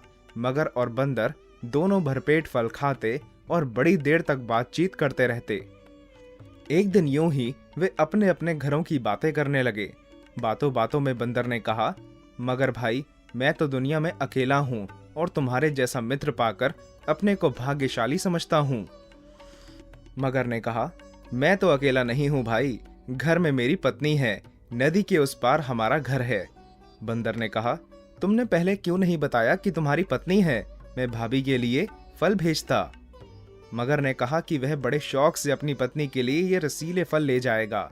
जब मगर जाने लगा तो बंदर ने उसकी पत्नी के लिए बहुत पके हुए फल तोड़कर दे दिए। उस दिन मगर अपनी पत्नी के लिए बंदर की यह भेंट ले गया। मगर की पत्नी को फल बहुत पसंद आए। उसने मगर से कहा कि वह रोज इसी तरह रसीले फल लाया करे। मगर ने कहा कि वह कोशिश करेगा। धीरे धीरे बंदर और मगर में गहरी दोस्ती हो गई। मगर रोज बंदर से मिलने जाता, जी भर फल खाता और अपनी पत्नी के लिए भी ले जाता। मगर की पत्नी को फल खाना अच्छा लगता था, पर अपने पति का देर से घर लौटना पसंद नहीं था। वह इसे रोकना चाहती थी। एक दिन उसने कहा, मुझे लगता है तुम झूठ बोलते हो। भला मगर और बंदर में कहीं दोस्ती होती है? मगर तो बंदर को मारकर खा जाते हैं। मगर ने कहा, मैं सच बोल रहा हूँ, वह बंदर बहुत भला है। हम दोनों एक दूसरे को बहुत चाहते हैं। बेचारा रोज तुम्हारे लिए इतने सारे बढ़िया फल भेजता है। बंदर मेरा दोस्त ना होता तो मैं ये फल कहाँ से लाता? मैं खुद तो पेड़ पर चढ़ नहीं सकता। मगर की पत्नी बड़ी चालाक थी। उसने सोचा, अगर वह बंदर रोज रोज इतने मीठे फल खाता है तो उसका मांस कितना मीठा होगा। यदि वह मिल जाए तो कितना मजा आए। यह सोचकर उसने मगर से कहा, एक दिन तुम अपने दोस्त को घर ले आओ, मैं उससे मिलना चाहती हूँ। मगर ने कहा, तुम उसको न्योता तो दो। बंदर चालाक होते हैं, वह यहाँ आने का कोई ना कोई उपाय निकाल ही लेगा। मगर बंदर को न्योता नहीं देना चाहता था, परंतु उसकी पत्नी रोज उससे पूछती कि बंदर कब आएगा। मगर कोई ना कोई बहाना बना देता। ज्यों ज्यों दिन गुजरते जाते, बंदर के मांस के लिए मगर की पत्नी की तीव्र होती जाती। मगर की पत्नी ने एक तरकीब सोची। एक दिन उसने बीमारी का बहाना किया और ऐसे आंसू बहाने लगी मानो उसे बहुत दर्द हो रहा है। मगर अपनी पत्नी की बीमारी से बहुत दुखी था। वह उसके पास बैठकर बोला, बताओ मैं तुम्हारे लिए क्या करूं? पत्नी बोली, मैं बहुत बीमार हूं। मैंने जब वैद्य से पूछा तो वह कहता है कि जब तक मैं बंदर का कलेजा नहीं खाऊंगी तब तक मैं ठीक नहीं हो सकूंगी। बंदर का कलेजा? मगर ने आश्चर्य से पूछा। मगर की पत्नी ने कराहते हुए कहा, हाँ, बंदर का कलेजा। अगर तुम चाहते हो कि मैं बच जाऊं तो अपने मित्र बंदर का कलेजा लाकर मुझको खिलाओ। मगर ने दुखी होकर कहा, यह भला मैं कैसे कर सकता हूँ? मेरा वही तो एक दोस्त है, उसको भला मैं कैसे मार सकता हूँ? पत्नी ने कहा, अच्छी बात है, अगर तुमको तुम्हारा दोस्त ज्यादा प्यारा है तो उसी के पास जाकर रहो। तुम तो चाहते ही हो कि मैं मर जाऊं। मगर संकट में पड़ गया। उसकी समझ में नहीं आया कि वह क्या करे। बंदर का कलेजा लाता है तो उसका प्यारा दोस्त मारा जाता है, नहीं लाता है तो उसकी पत्नी मर जाती है। वह रोने लगा और बोला, मेरा एक ही तो दोस्त है, उसकी जान मैं कैसे ले सकता हूँ? पत्नी ने कहा, तो क्या हुआ, तुम मगर हो, मगर तो जीवों को मारते ही हैं। मगर और जोर जोर से रोने लगा। उसकी बुद्धि काम नहीं कर रही थी, पर इतना वह जरूर जानता था कि पत्नी की देखभाल करनी चाहिए। उसने तय किया कि वह अपनी पत्नी का जीवन जैसे भी हो सके बचाएगा। यह सोचकर वह बंदर के पास गया। बंदर मगर का रास्ता देख रहा था। उसने पूछा, क्यों दोस्त, आज इतनी देर कैसे हो गई? सब कुशल तो है ना? मगर ने कहा, मेरा और मेरी पत्नी का झगड़ा हो गया है। वह कहती है कि मैं तुम्हारा दोस्त नहीं हूँ क्योंकि मैंने कभी तुम्हें अपने घर नहीं बुलाया। वह तुमसे मिलना चाहती है। उसने कहा है कि मैं तुमको अपने साथ ले जाऊं, अगर नहीं चलोगे तो वह मुझसे फिर झगड़ेगी। बंदर ने हंसकर कहा, बस इतनी सी बात थी। मैं भी भाभी से मिलना चाहता हूँ, पर मैं पानी में कैसे चलूंगा? मैं तो डूब जाऊंगा। मगर ने कहा, उसकी चिंता मत करो, मैं तुमको अपनी पीठ पर बिठाकर ले जाऊंगा। बंदर राजी हो गया। वह पेड़ से उतरा और उछलकर मगर की पीठ पर सवार हो गया। नदी के बीच में पहुंचकर मगर आगे जाने की बजाय पानी में डुबकी लगाने को था कि बंदर डर गया और बोला, क्या कर रहे हो भाई?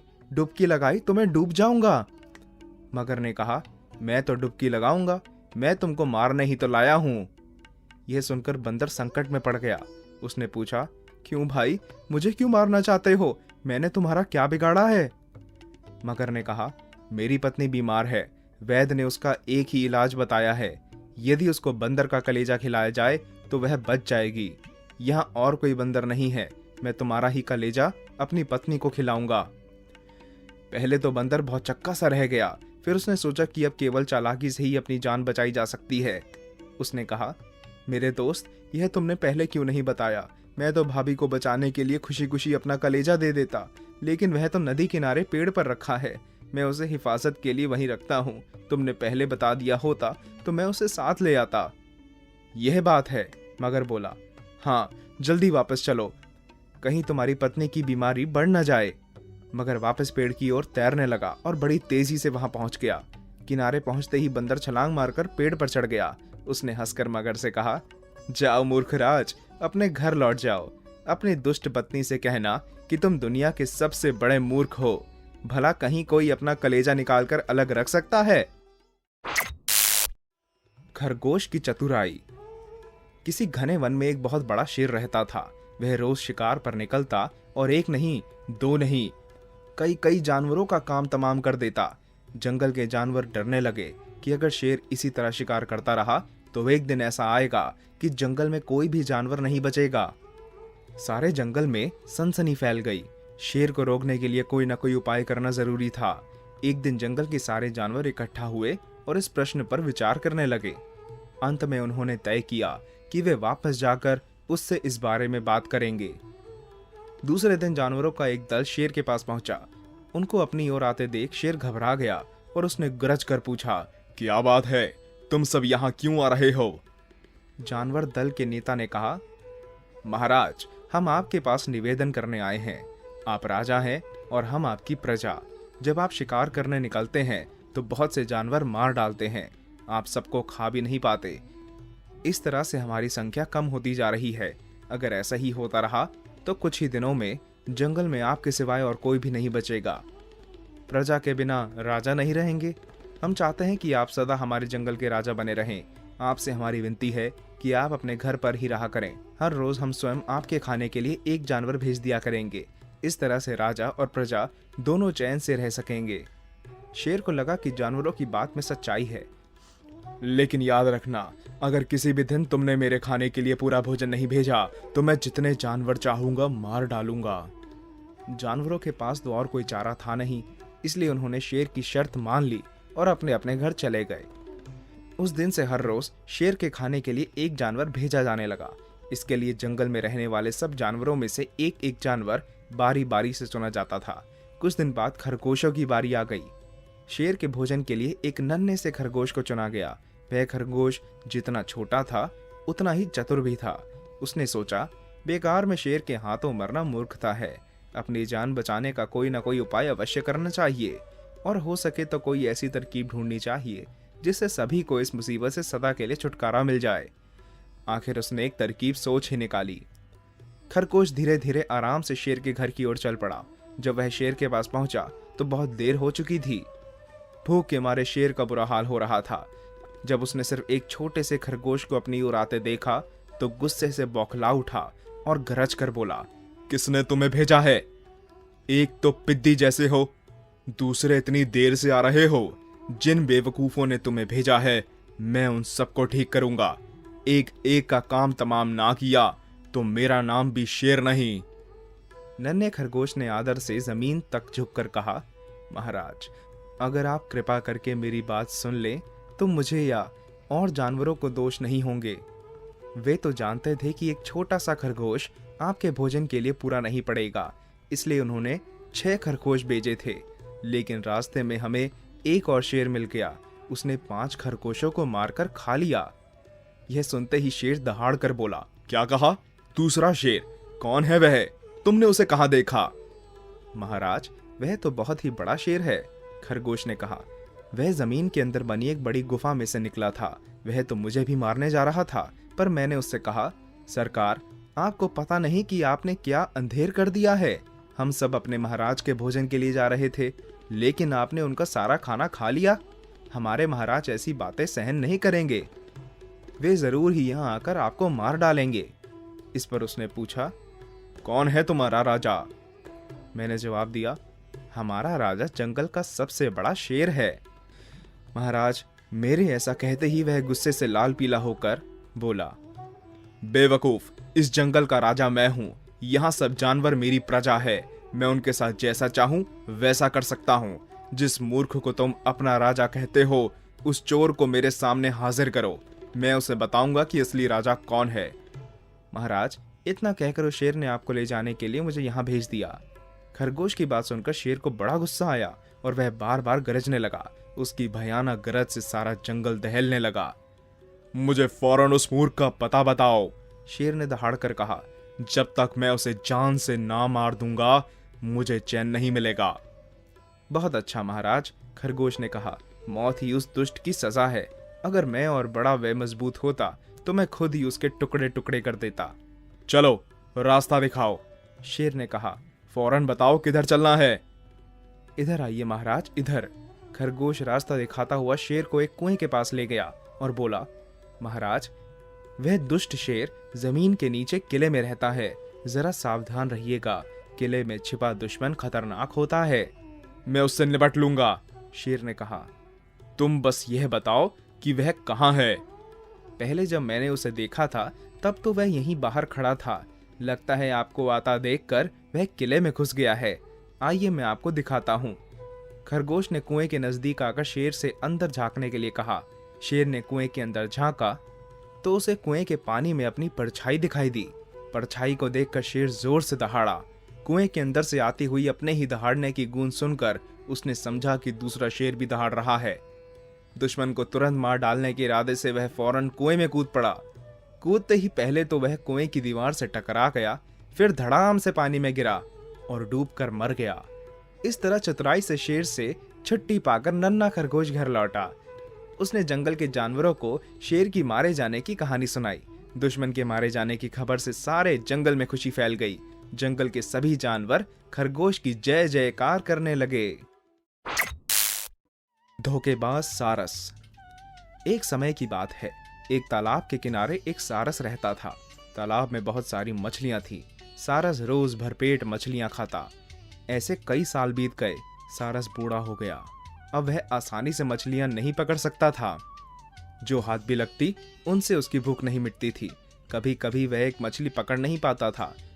उसको चिंता होने लगी कि यदि इस तरह चलता रहा तो वह भूखा मर जाएगा। उसने एक चाल सोची। वह तालाब के किनारे उदास मुंह बनाकर खड़ा हो गया। मछलियां उसके पास से गुजर जाती लेकिन वह उन्हें नहीं पकड़ता। तालाब की मछलियां, मेंढक और केकड़े सोचने लगे कि सारस को क्या हुआ है और वह इतना दुखी क्यों दिख रहा है। एक बड़े केकड़े ने उसके पास जाकर पूछा, कहो काका, आज गुमसुम क्यों बैठे हो? मछली वछली नहीं पकड़ेंगे? सारस ने कहा, क्या करूं भतीजे, बात ही कुछ ऐसी है। मैंने जीवन भर इस तालाब की मछलियां खाई हैं। अब समय बदल रहा है। यह सोचकर दुखी होता हूँ कि अब जल्दी ही बेचारी सारी मछलियां मर जाएंगी और बिना भोजन भूखा मर जाऊंगा। केकड़े ने पूछा, क्यों काका, मछलियां क्यों मर जाएंगी? सारस ने कहा, मैंने लोगों को कहते सुना है कि वह इस तालाब को मिट्टी से भर देंगे और उस पर खेती करेंगे। अगर उन्होंने ऐसा किया तो एक भी मछली जिंदा नहीं बचेगी। जब मछलियों, केकड़ों और मेंढकों ने सारस की बात सुनी तो वे सब डर गए। वे सब मिलकर सारस के पास गए और कहने लगे, काका, यह तो आपने बहुत बुरी खबर सुनाई। अब इस मुसीबत से बचने का उपाय आपको ही बताना होगा। सारस ने कहा, मैं केवल एक पक्षी हूँ, फिर भी शायद मैं तुम लोगों की थोड़ी बहुत सहायता कर सकूं। थोड़ी दूर पर बहुत बड़ा और गहरा तालाब है। उसको ये लोग आसानी से पार नहीं कर सकते। अगर तुम चाहो तो मैं तुम सबको वहां ले चलूंगा। मछलियों ने कहा, काका, आपके सिवाय हमारा और कौन है? हमें उसी तालाब में ले चलिए। सारस ने कहा, तुम सबको एक साथ ले जाना तो कठिन होगा, लेकिन मैं पूरी कोशिश करूंगा। मछलियों में झगड़ा होने लगा। हर एक चाहती थी कि सबसे पहले वह जाए। सारस ने कहा, तुम सब धीरज रखो, मैं सिर्फ 2-4 ही अपनी चोंच में लेकर उड़ सकता हूँ। तुम सब झगड़ा मत करो, मैं बारी बारी से सबको वहां पहुंचा दूंगा। लेकिन मैं अब बूढ़ा हो गया हूँ, जल्द थक जाता हूँ। एक बार वहां तक उड़ने के बाद मुझे थोड़ा आराम करना होगा। जल्दी ही सारस अपनी मछली यात्रा पर चल पड़ा। वह कुछ मछलियों को चोंच में दबाकर उड़ा, पर किसी दूसरे तालाब में जाने के बजाय वह उन्हें एक चट्टान पर ले गया। वहां वह उन मछलियों को मारकर चट कर गया। उसके बाद वह फिर वापस तालाब पर पहुंचा। कुछ मछलियां और चोंच में दबाई और उड़ चला। भरपेट मछलियां खाकर सारस को नींद आ गई और वह सो गया। जब वह सोकर उठा तो फिर भूख लग गई। वह फिर उस तालाब पर पहुंचा और कुछ और मछलियों को ले गया। उनको भी वह उसी चट्टान पर ले गया और मारकर खा गया। इस तरह जब उसको भूख लगती तो मछलियों को दूसरे तालाब पर पहुंचाने के बहाने लाता और मारकर खा जाता। अब तालाब में थोड़ी ही मछलियां बची थी, उनमें एक केकड़ा भी था। उसने भी सारस से कहा, मेरी भी जान बचाइए काका, मुझे भी यहाँ से ले चलिए। सारस ने मन ही मन सोचा, चलो एक दिन केकड़े का ही भोजन किया जाए, मुंह का स्वाद भी बदलेगा। फिर वह बोला, हाँ हाँ, मैं यहाँ तुम्हारी सहायता करने के लिए ही तो खड़ा हूँ, चलो मैं तुम्हें दूसरे तालाब में ले चलता हूँ। वह केकड़े को लेकर उड़ा। रास्ते में केकड़े को कहीं भी पानी नहीं दिखाई दिया। इतने में उसने देखा कि सारस आगे जाने के बजाय नीचे उतर रहा है। केकड़े ने पूछा, काका यहाँ तो कोई तालाब नहीं है, फिर आप यहाँ क्यों उतर रहे हैं? वह तालाब कहाँ है जहाँ मछलियाँ को ले गए थे? सारस ने हंसकर कहा, नीचे जो चट्टान देखते हो ना, मैं तुमको वहीं ले जा रहा हूँ। वहीं सारी मछलियों को भी ले गया था। केकड़े को चट्टान साफ दिखाई दे रही थी, उस पर मछलियों की ढेरों हड्डियां बिखरी पड़ी थी। वह समझ गया कि सारस मछलियों को मारकर खा गया है और अब उसको भी मारने के इरादे से लाया है। अपने सरसी जैसे चंगुल में उसने सारस की गर्दन दबा ली। सारस ने गर्दन छुड़ाने की कोशिश की, लेकिन केकड़ा अपना नुकीला चंगुल उसकी गर्दन में चुभाता ही गया, यहाँ तक कि सारस की गर्दन कट गई। सर घसीटता हुआ केकड़ा तालाब तक पहुंचा जहां वह रहता था। मछलियों ने केकड़े को वापस आते देखा तो पूछने लगी, क्या बात है भैया, तुम लौट क्यों आए? सारस काका कहाँ गए? केकड़ा मुस्कुराकर बोला, काका तो नहीं आए, हाँ उनका सर आया है। उसने मछलियों को बताया कि सारस किस तरह उनको धोखा दे रहा था और अब उसने उसको मार दिया है। जैसे को तैसा। बहुत समय पहले नादुक नाम का एक धनी व्यापारी रहता था। कुछ समय बाद उसे व्यापार में घाटा पड़ गया और वह कर्ज में डूब गया। नादुक के दुख के दिन थे, हाथ पर हाथ रखकर बैठने से कोई लाभ नहीं। यह सोचकर उसने विदेश जाकर धन कमाने का निश्चय किया। अपना सब कुछ बेचकर नादुरा ने सारा कर्ज चुका दिया। सब कुछ बेचने के बाद उसके पास एक लोहे की भारी छड़ रह गई। यात्रा पर जाने से पहले नादुक अपने मित्र लक्ष्मण के घर गया। नादुक की कहानी सुनकर लक्ष्मण को बहुत दुख हुआ। उसने कहा, मित्र, मेरे योग्य कोई सेवा हो तो बताओ। नादुक ने कहा, दोस्त, मेरे पास लोहे की एक भारी छड़ है। अगर तुम्हें कोई मुश्किल ना हो तो मेरे वापस आने तक उसे अपने पास रख लो। बस इतनी सी बात, भला इसमें क्या है? तुम अपनी चीज निसंकोच मेरे पास रख सकते हो। तुम जब भी उसे वापस मांगोगे मिल जाएगी। नादुक ने अपने मित्र को धन्यवाद दिया और उसका आभार मानते हुए अपने घर चला गया। लोहे की क्षण को लक्ष्मण के घर छोड़कर नादुक विदेश यात्रा पर चला गया। कई वर्षों तक नादुक ने देश विदेश की यात्रा की और जगह जगह जाकर व्यापार किया। उसका भाग्य अच्छा था। व्यापार चल निकला और कुछ ही समय में वह फिर धनवान हो गया। धनवान होने के बाद अपनी सारी दौलत लेकर वह घर वापस लौट आया। उसने एक नया मकान खरीदा और एक बार फिर ठाट बाट से अपना कारोबार चलाने लगा। कुछ समय बाद वह अपने मित्र लक्ष्मण से मिलने गया। नादुक को देखकर लक्ष्मण बहुत प्रसन्न हुआ और उसे प्रेम पूर्वक बैठाया। नादुक ने उसे अपनी यात्रा और व्यापार के हालचाल सुनाए। चलते समय उसने लक्ष्मण से कहा, दोस्त, अब मैं यहाँ आ ही गया हूँ तो सोचता हूँ कि अपने लोहे की छड़ भी लेता जाऊं। नादुक की बात सुनकर लक्ष्मण ने सिर खुजलाया और ऐसी सूरत बना ली जैसे कि बड़ा ही चिंतित हो। उसके मन में बेईमानी आ गई थी। वह जानता था कि छड़ को बेचकर अच्छा पैसा मिल सकता है। उसने नादुक से कहा, भाई क्या कहूँ, कुछ समझ में नहीं आता। खबर कुछ बुरी है। मैंने तुम्हारी लोहे की छड़ गोदाम में रख दी थी। जब मैं गोदाम में देखने गया तो देखा दुष्ट चूहों ने सारी छड़ कुतर कर खा डाली थी। दुर्भाग्य से छड़ बाजार में भी मिलनी मुश्किल है, वरना मैं खरीद कर तुम्हें वापस दे देता। अरे, इसमें दुखी होने की क्या जरूरत है? नादुक ने कहा, अगर लोहे की छड़ को चूहे खा गए तो तुम्हारा क्या दोष? चलो छोड़ो, जो गया सो गया। इतना कहकर नादुक घर जाने के लिए मुड़ा, फिर रुककर बोला, अरे हाँ, मैंने अपनी यात्रा के दौरान एक उपहार खरीदा था। अपने लड़के रामू को मेरे साथ भेज दो, मैं उसी के हाथ भिजवा दूंगा। लक्ष्मण अपने चतुराई पर बहुत प्रसन्न था। साथ ही उसे लग रहा था कि वह अपनी चोरी में केवल सफल ही नहीं हुआ, बल्कि उसने नादुक को झूठी बातों का विश्वास भी करा दिया है। साथ ही साथ वह उपहार देखने को भी उत्सुक था। इसलिए उसने तुरंत अपने बेटे रामू को बुलाया और उसे नादुक के साथ भेज दिया। नादुक रामू को लेकर घर पहुंचा और उसे फुसलाकर तहखाने के अंदर ले गया। फिर उसने तहखाने का दरवाजा बंद करके बाहर से ताला लगा दिया और चुपचाप अपने काम धंधे में लग गया। शाम को जब रामू लौट कर नहीं आया तो उसके पिता को चिंता होने लगी। वह नादुक से पूछने लगा, भाई मेरा लड़का लौटकर घर नहीं आया। नादुक ने दुखी चेहरा बनाकर कहा। क्या बताऊं दोस्त, जब हम दोनों इधर आ रहे थे तो अचानक एक बाज नीचे झपटा और मेरे कुछ करने से पहले ही रामू को लेकर उड़ गया। झूठ, रामू ने चिल्लाकर कहा। कहीं एक बाज 15 वर्ष के लड़के को लेकर उड़ सकता है? फिर तो दोनों में ऐसी तू मैं हुई कि चारों ओर से लोग दौड़े आए और उनके आसपास भीड़ जमा हो गई।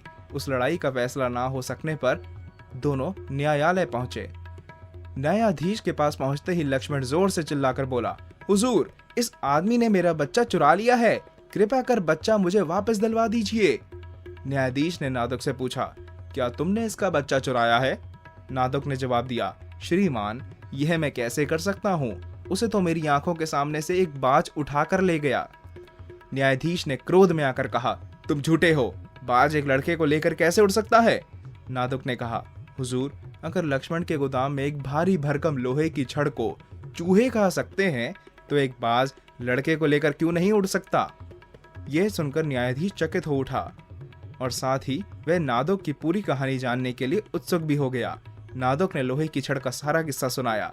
उसकी कहानी सुनकर न्यायाधीश ने लक्ष्मण को आज्ञा दी कि वह तुरंत नादुक को उसकी छड़ लौटा दे और नादुक से कहा कि वह लक्ष्मण को उसका बेटा वापस कर दे। इस फैसले से नादुक और लक्ष्मण दोनों प्रसन्न हुए और उन्होंने खुशी खुशी न्यायाधीश की आज्ञा का पालन किया। शेख चिल्ली ब्राह्मण। बहुत समय पहले एक ब्राह्मण रहता था। वह भीख मांग कर गुजर बसर करता था। कभी कभी तो उसे कई दिन भूखा रहना पड़ता, कभी मुश्किल से एक समय का खाना जुटा पाता। मगर एक दिन उसकी किस्मत चमकी। कहीं से उसे एक हंडी भर आटा मिल गया। इतना आटा पाकर ब्राह्मण खुशी से फूला न समाया। वह एक हंडी लेकर घर पहुंचा और उसे अपने बिस्तर के पास लटका कर आराम से लेट गया। लेट लेट उसने सोचा, काश मैं धनवान होता तो मुझे भीख मांगने के लिए दर दर नहीं भटकना पड़ता। यूं ही सोचते सोचते वह अपनी कल्पना के घोड़े दौड़ाने लगा। हंडी में ढेर सारा आटा भरा है। वह सोचता रहा, इतना आटा कि कई दिन बैठे बैठे ही खाऊं तो भी खत्म ना हो। मगर मैं इसे घर पर क्यों रखूं, बेच क्यों ना दूं? अगर देश में अकाल पड़ा हो तो इसे अच्छे खासे दामों में बेचा जा सकता है। मैं बाजार जाकर आवाज लगाऊंगा, आटा ले लो, आटा। फिर मेरा आटा खरीदने के लिए बहुत सारे लोग जमा हो जाएंगे। लाओ, हम तुम्हारा आटा 10 रुपए में खरीदेंगे। एक आदमी कहेगा। दूसरा आदमी कहेगा, मैं 15 रुपए दूंगा। अरे 15 क्या चीज है? तीसरा आदमी कहेगा, मैं 20 रुपए दूंगा। बस फिर मैं 20 रुपए में सारा आटा बेच दूंगा। तब मेरे पास 20 रुपए हो जाएंगे। इन 20 रुपयों से एक जूता और धोती खरीदूंगा। नहीं, ये सब कुछ नहीं खरीदूंगा। मैं 20 रुपए से एक जोड़ी बकरियां खरीदूंगा। उन्हें हरी हरी घास और पत्ते खिलाऊंगा। फिर मेरी बकरियों के बच्चे होंगे और कुछ ही समय में मेरे पास कम से कम 10 बकरियां हो जाएंगी। तब मैं उन बकरियों को बाजार में ले जाऊंगा। बकरियां ले लो। मैं जोर जोर से आवाज लगाऊंगा, मोटी ताजी बकरियां। बकरियां देखकर कोई देहाती दौड़ा आएगा और कहेगा, आहा, ऐसी ही बकरियां तो मैं ढूंढ रहा था। वह फौरन 100 रुपए देकर मेरी बकरियां खरीद लेगा। हाँ, पूरे 100 रुपए में। मैं उन 100 रुपयों से एक लाल रेशमी कोट खरीदूं या फिर एक खूबसूरत पलंग? नहीं, मैं रुपए ऐसे बर्बाद नहीं करूंगा। मैं 2 गायें खरीदूंगा। गायों के बछिया होंगी। वे बड़ी होकर गायें बन जाएंगी। उनसे खूब दूध मिलेगा। मैं दूध, दही और घी का व्यापार करूंगा। बर्फी, रसगुल्ले और गुलाब जामुन बनाऊंगा। मेरी दुकान में मिठाइयां भरी रहेंगी। मिठाई, बढ़िया मिठाई। मैं जोर जोर से आवाज लगाऊंगा, ले लो ताजी मिठाई, रसीली मिठाई, मिठाई मिठाई। फिर चारों ओर से बच्चे दौड़े आएंगे। उनके हाथों में चांदी के सिक्के होंगे। मेरी मिठाइयां देखकर उनकी लार टपकने लगेगी और युवा, बूढ़े सभी मेरी दुकान में आने लगेंगे। खरीदारों की भीड़ लग जाएगी। मेरा व्यापार चल निकलेगा। मैं दिन बर दिन अमीर होता जाऊंगा। इतने रुपयों का मैं क्या करूंगा? क्या मैं एक हाथी खरीदूं या एक मंदिर बनवा दूं? यह सब कुछ नहीं। मैं हीरे, मोती और जवाहरात का व्यापार करूंगा। फिर मैं एक सुंदर नीला कोट और बढ़िया पगड़ी पहनकर राजा के पास जाऊंगा। दरबार में जाकर कहूंगा, महाराज, आपके लिए अनोखे हीरे, पन्ने और मोती लाया हूं। एक से एक बढ़िया है। वाह, राजा साहब कहेंगे, ऐसे मोती तो मैं अपनी रानी के लिए खरीदना चाहता था। फिर तो हीरे, मोती, पन्ने का व्यापार बढ़ता जाएगा और मैं दुनिया का सबसे धनी आदमी बन जाऊंगा।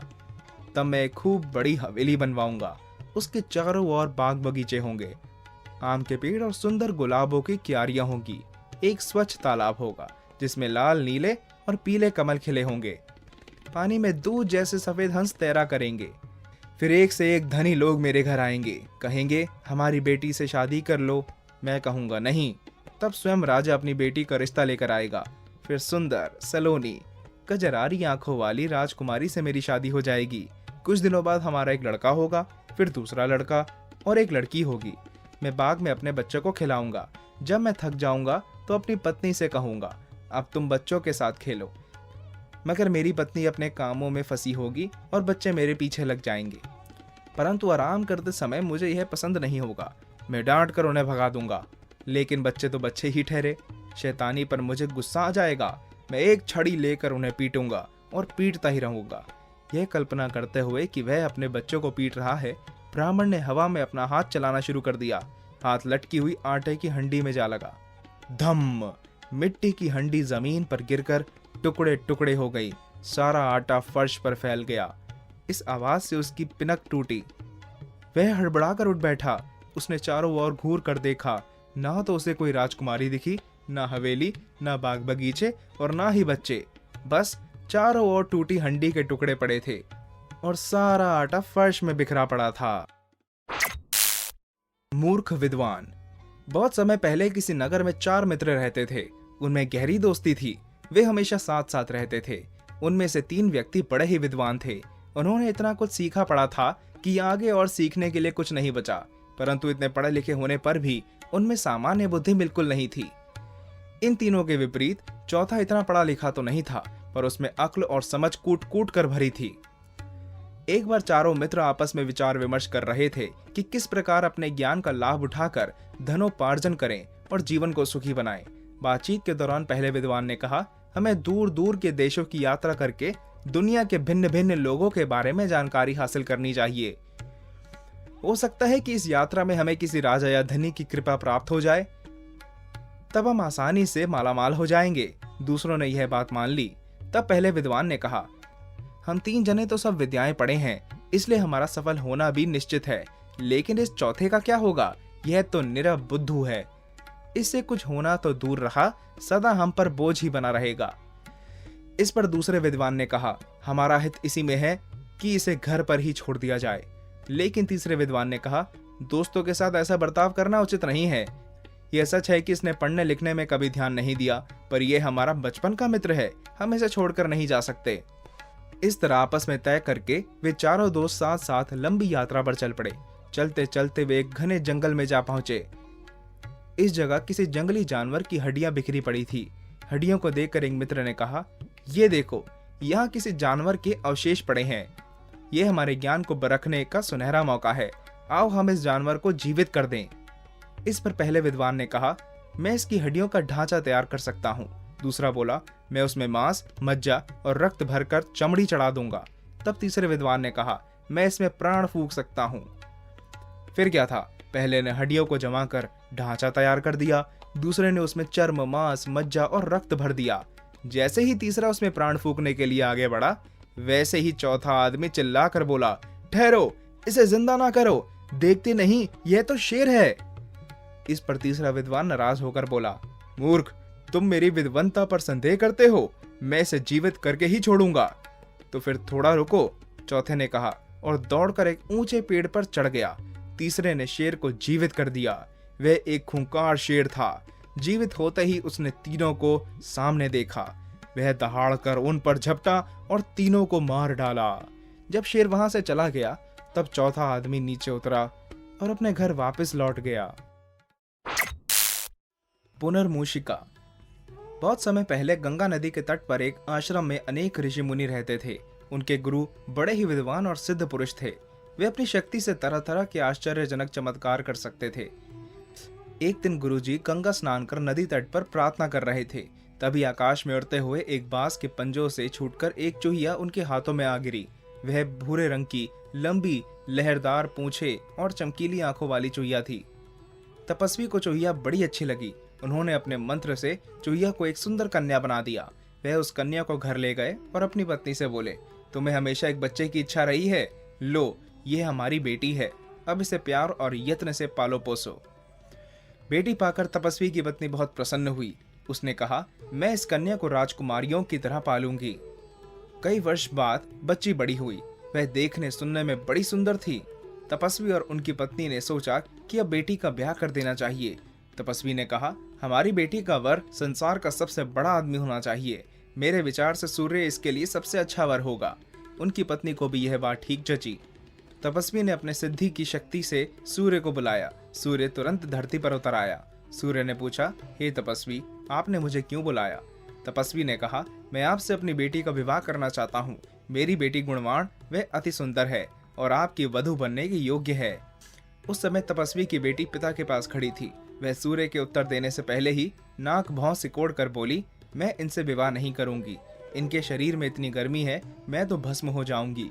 मुझे इनसे भी अच्छा वर चाहिए। यह सुनकर तपस्वी मन ही मन दुखी हो गए। फिर उन्होंने सूर्य से पूछा, क्या संसार में आपसे भी बढ़कर कोई है?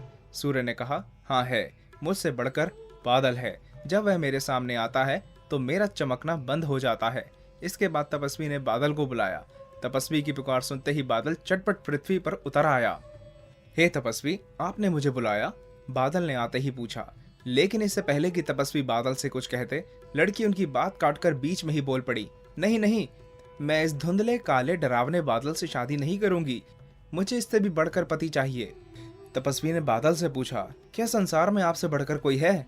बादल ने कहा, हाँ है, मुझसे बड़ा और ताकतवर पवन है। वह जहाँ चाहे जब चाहे मुझे खदेड़ कर भगा देता है और मैं उसका कुछ भी नहीं बिगाड़ पाता। इस पर सिद्ध तपस्वी ने पवन को बुलाया। बुलाते ही पवन नीचे उतरकर तपस्वी के पास आया। पवन ने पूछा, हे तपस्वी, आपने मुझे क्यों बुलाया? मैं अपनी बेटी का विवाह आपसे करना चाहता हूँ। तपस्वी ने कहा। लड़की जोर से चिल्लाकर बोली, नहीं नहीं, मैं इस चंचल पवन से विवाह नहीं करूंगी। यह तो पल भर भी शांत नहीं बैठता। इस पर तपस्वी ने पवन से पूछा, क्या संसार में आपसे भी बढ़कर कोई है?